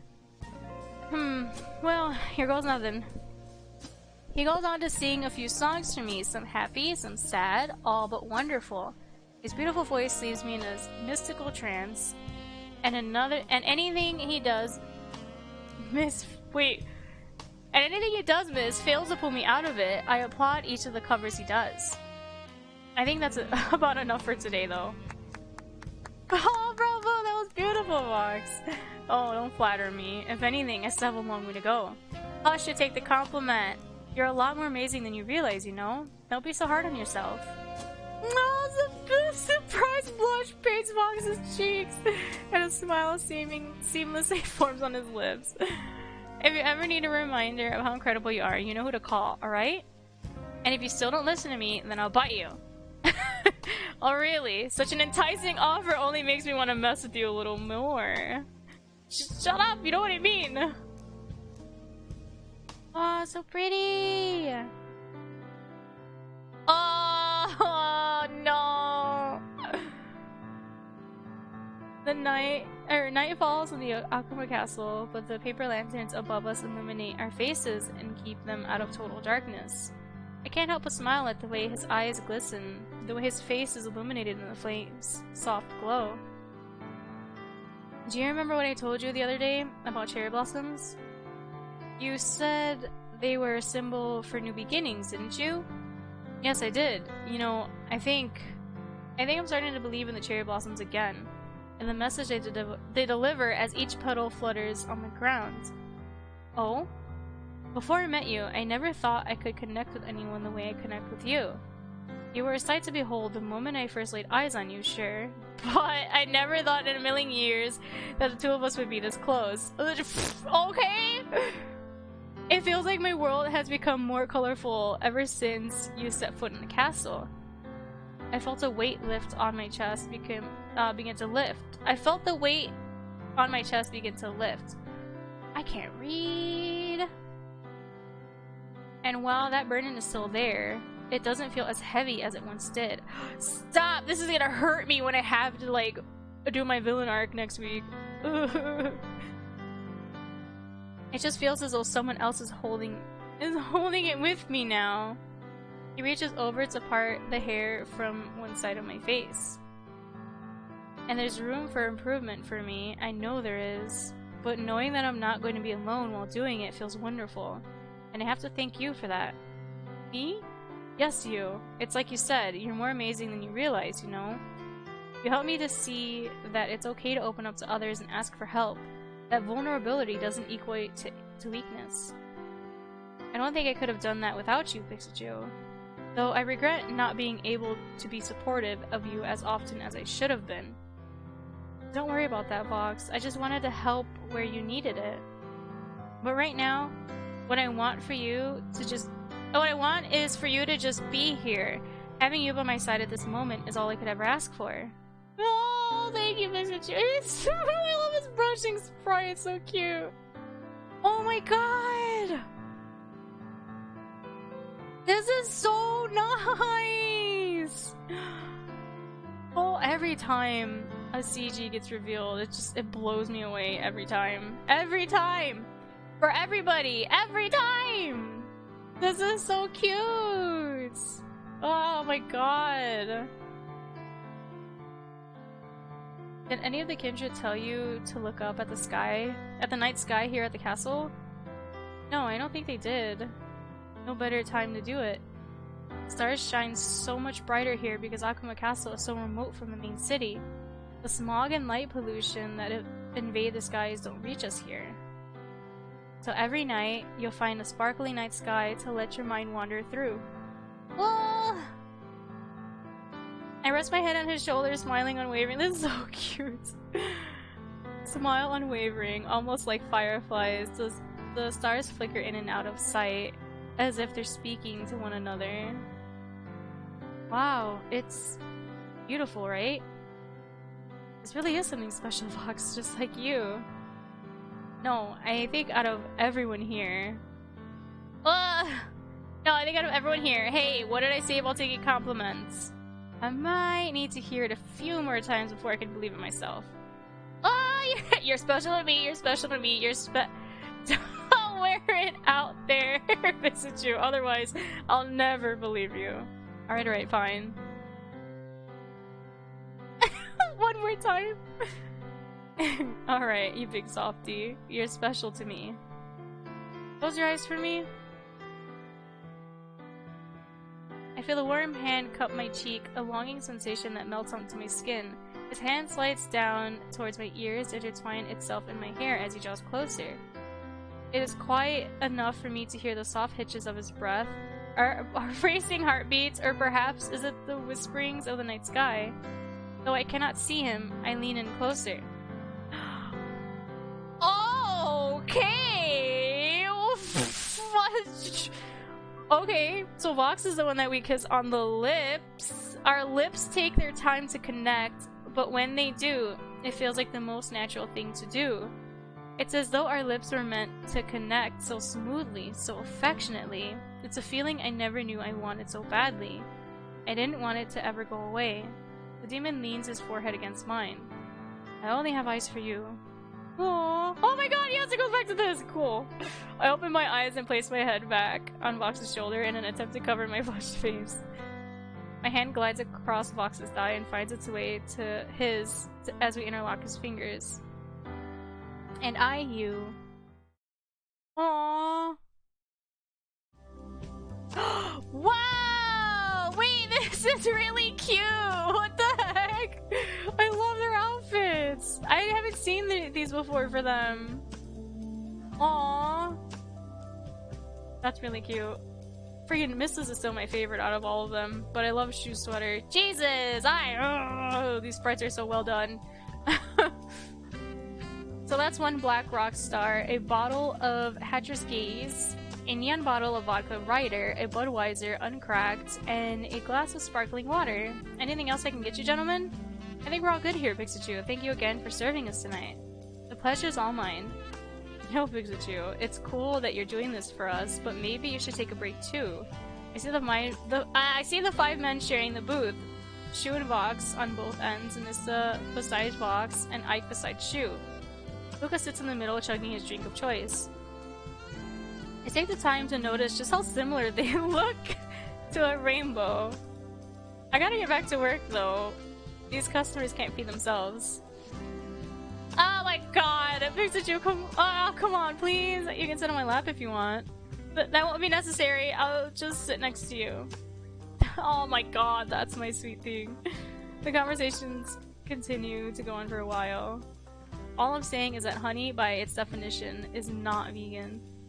Yeah, but some bees rely on beekeepers that give them their home, and those beekeepers usually know what they're doing and know better than to take too much honey. As long as the bees have enough of their own to eat and enough for the winter, it should be fine. But it's a byproduct by an animal, that means it's not vegan. Wait, guys, isn't...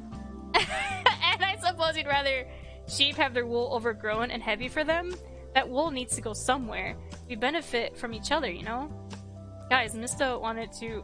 Oh no! That's so mean! We would not do that! It's not, just as a lie. We would not talk over the man. No! Okay, sure, but vegans would argue that clothes don't need to be made out of things like wool or silk. You could just... Hey, guys, I want to hear what Mista had to say. No, it's not important. They can keep talking. I think it's important. Go ahead, Mista. Oh, okay, well, I was gonna say that regular honey is made mostly from sugar anyway, right? So it's not like much honey is used in wait, I was just so happy to immediately jump to it. Okay, well, I was gonna say that regular honey is made mostly from sugar anyway, right? So it's not like much honey is used in making the honey we see on the shelves. Huh? Yeah, like I said, it's not important. Actually, you're right, Mista. That's a really good point. So if we're not even using all that much in the store, bought products, then... Yeah, using much in store-bought products. I don't know why I spaced out the words. Excuse me. Then we are taking much away... Then are we taking much away from them? Does it really matter? It is odd enough hearing Shu and Hugo talking about it last time. Come on, guys. We're here to have a good time, not talk about bees. In all honesty, I wouldn't put it past them to start arguing about how GIF is pronounced if they had the chance. Oh my god. Which isn't even a real argument, by the way, as the correct way to pronounce it is obviously... Is it GIF or GIF? Then you can't read it by a text! Yup, addicted to the sport. Like a bee that seeks honey. He said it! You're right, he said it! I take a sip of my drink of choice and glance at Vox's direction. He's smiling at me and wraps his arm around my shoulders, his left hand gently holding my left upper arm. Are you feeling alright, darling? Huh? Yeah, fine. I'm glad we decided to do this. Me too. It's not often we get the chance to hang out. Well, lucky for us, we got Pikachu around to hit everyone else up when the schedule's light around here, huh? Yeah, man, it's so rad. Thanks again for the drinks, Pikachu. I'll treat you next time. How's that? No, you don't have to do that for me, really. Oh, well, in that case, maybe this payment makes up for you being a light mode user then. I'm sorry, you... What? No! Did I ever tell Shu that? I don't remember. Ugh. Somewhere along the line I must have. Who cares what kind of screen you use? You did! You screamed at me about it! Who cares what kind of screen you use? As long as we're together and having a good time, that's plenty for me. I just feel so blessed to have these men in my life, and no matter where my journey takes me, I know that I can look forward to the warm smiles on each of their faces. He's still dumbfounded, please. Well, what can I say? There's only one thing I like throughout the night. Now then, it's... party time! Oh my god! This is so cute! Aww. I love it. I love that. Wait, two? Hello? I got 2 achievements in one? Oh, that was so good! His route was a lot more like worrying, I guess? Not really heart-wrenching, but very worrisome than I thought it would be. I thought it'd be like all flirtatious and teasing, to be completely honest. But of course, there was just so many memes sprinkled in. Perfect. Perfect. Chef's kiss. Perfect. Very, very nice.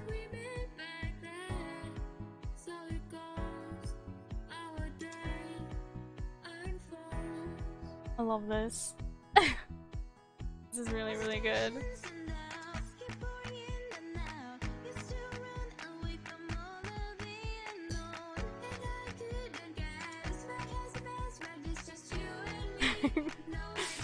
Aww, that's so sweet.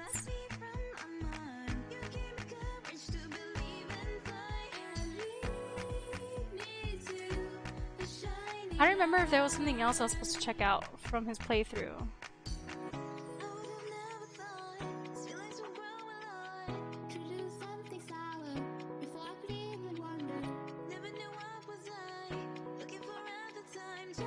And we try to rehydrate while this plays on.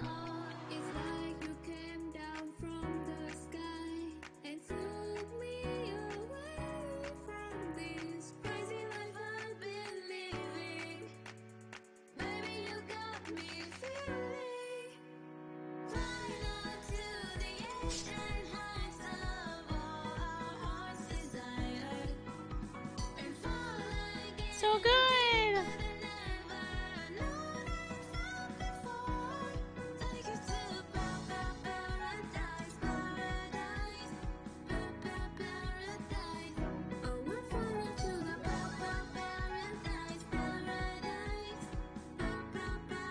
I can't wait to play Luca's playthrough tomorrow. Ugh. I feel like his will probably be more teasing. Aww, and Vox is back front and center. Okay. So, what did I... Oh, okay. Are you the new girl? Hi, I'm David Kuhn. You look a lot like my wife. Oh, meet a certain man. That's what this was referencing. Okay. Party time. You don't always need a reason to celebrate. Court someone before courting the monkey man. Oh, interesting. Oh, pretty. There you are. It's time to start anew. Walk with Vox towards the beautiful path. That is a beginning. Nice. Demon's Eye. You've seen enough. Get nosy while Vox is working. No. Get nosy while he's working. Okay, so it's a good thing I did that then. I wanted to see what happens if you don't do that. Let's find a balance between good and bad.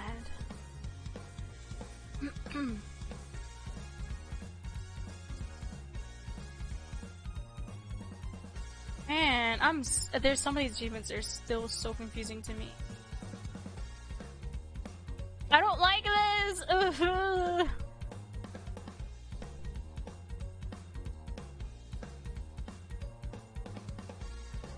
I probably should go for this for my... No, I don't know. I don't know. Shoes are also gonna be like the longest. It scares me. I don't want to commit a grave sin. Ugh.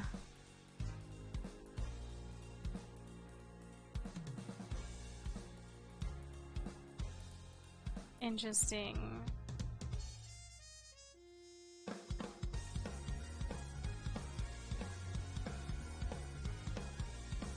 Dang, okay. I'm assuming this is probably Luca's then.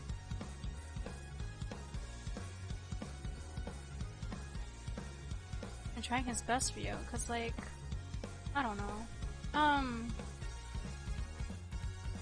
God, Onigiri's design is so good. I really love it. Holy crap. I didn't even notice that detail on his outfit. The like sheer sparkles to it. Oh, it's so nice!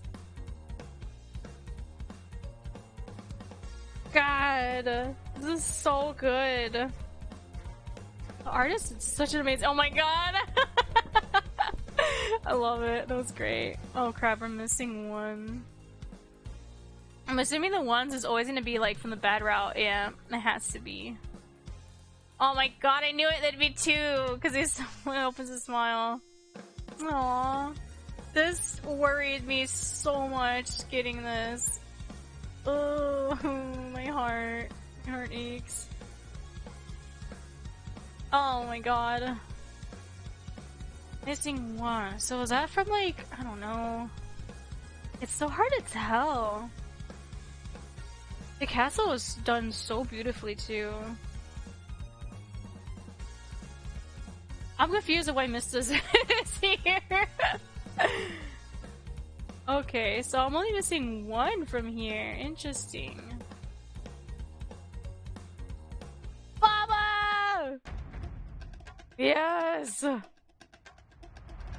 Wow! Alright, we almost got all of the BGM too. Let's go. Oh, let me stop that. So I'm like missing just one. Interesting, okay. Well, am I just missing one? Yeah, just missing one for Mista as well then. So for everyone so far, I'm just missing the one. One from like each page? Oh, backgrounds, I got them all. Okay. That's good to know. Yeah, just missing one. One. God, I love the freaking cuddle on the head pads. It's so cute. But this one was so good. The artwork's so good. God, it looks so pretty even in the rain. Yeah, there's a lot more backgrounds for Shu. This is kind of concerning. Ooh, no. Oh my god, so pretty. Can't. Okay. So Lucas is next! Tomorrow I'll play through Lucas. Very excited. Oh my gosh. Oh, where the heck do we go with Luca? Oh, wowee.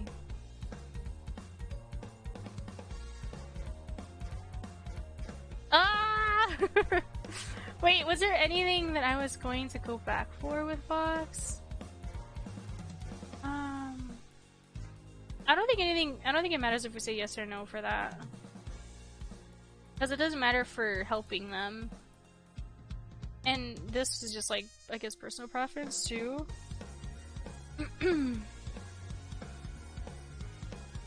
I don't know.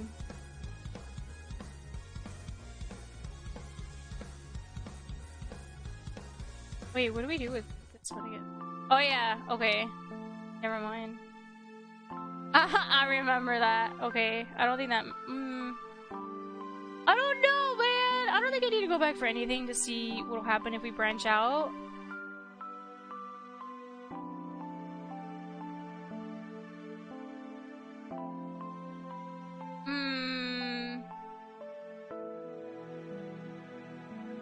Unless, like...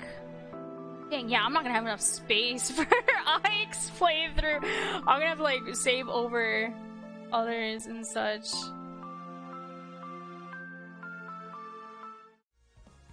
Ooh, man. Yeah, for Ike's playthrough, I'm probably gonna have to be, like, saving over the ones that I feel like didn't matter. But even then,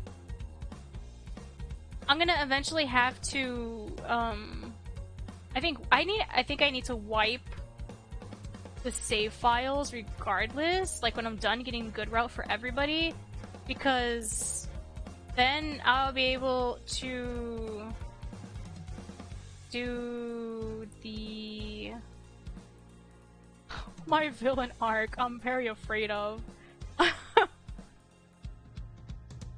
Oh my gosh. I'm loving this.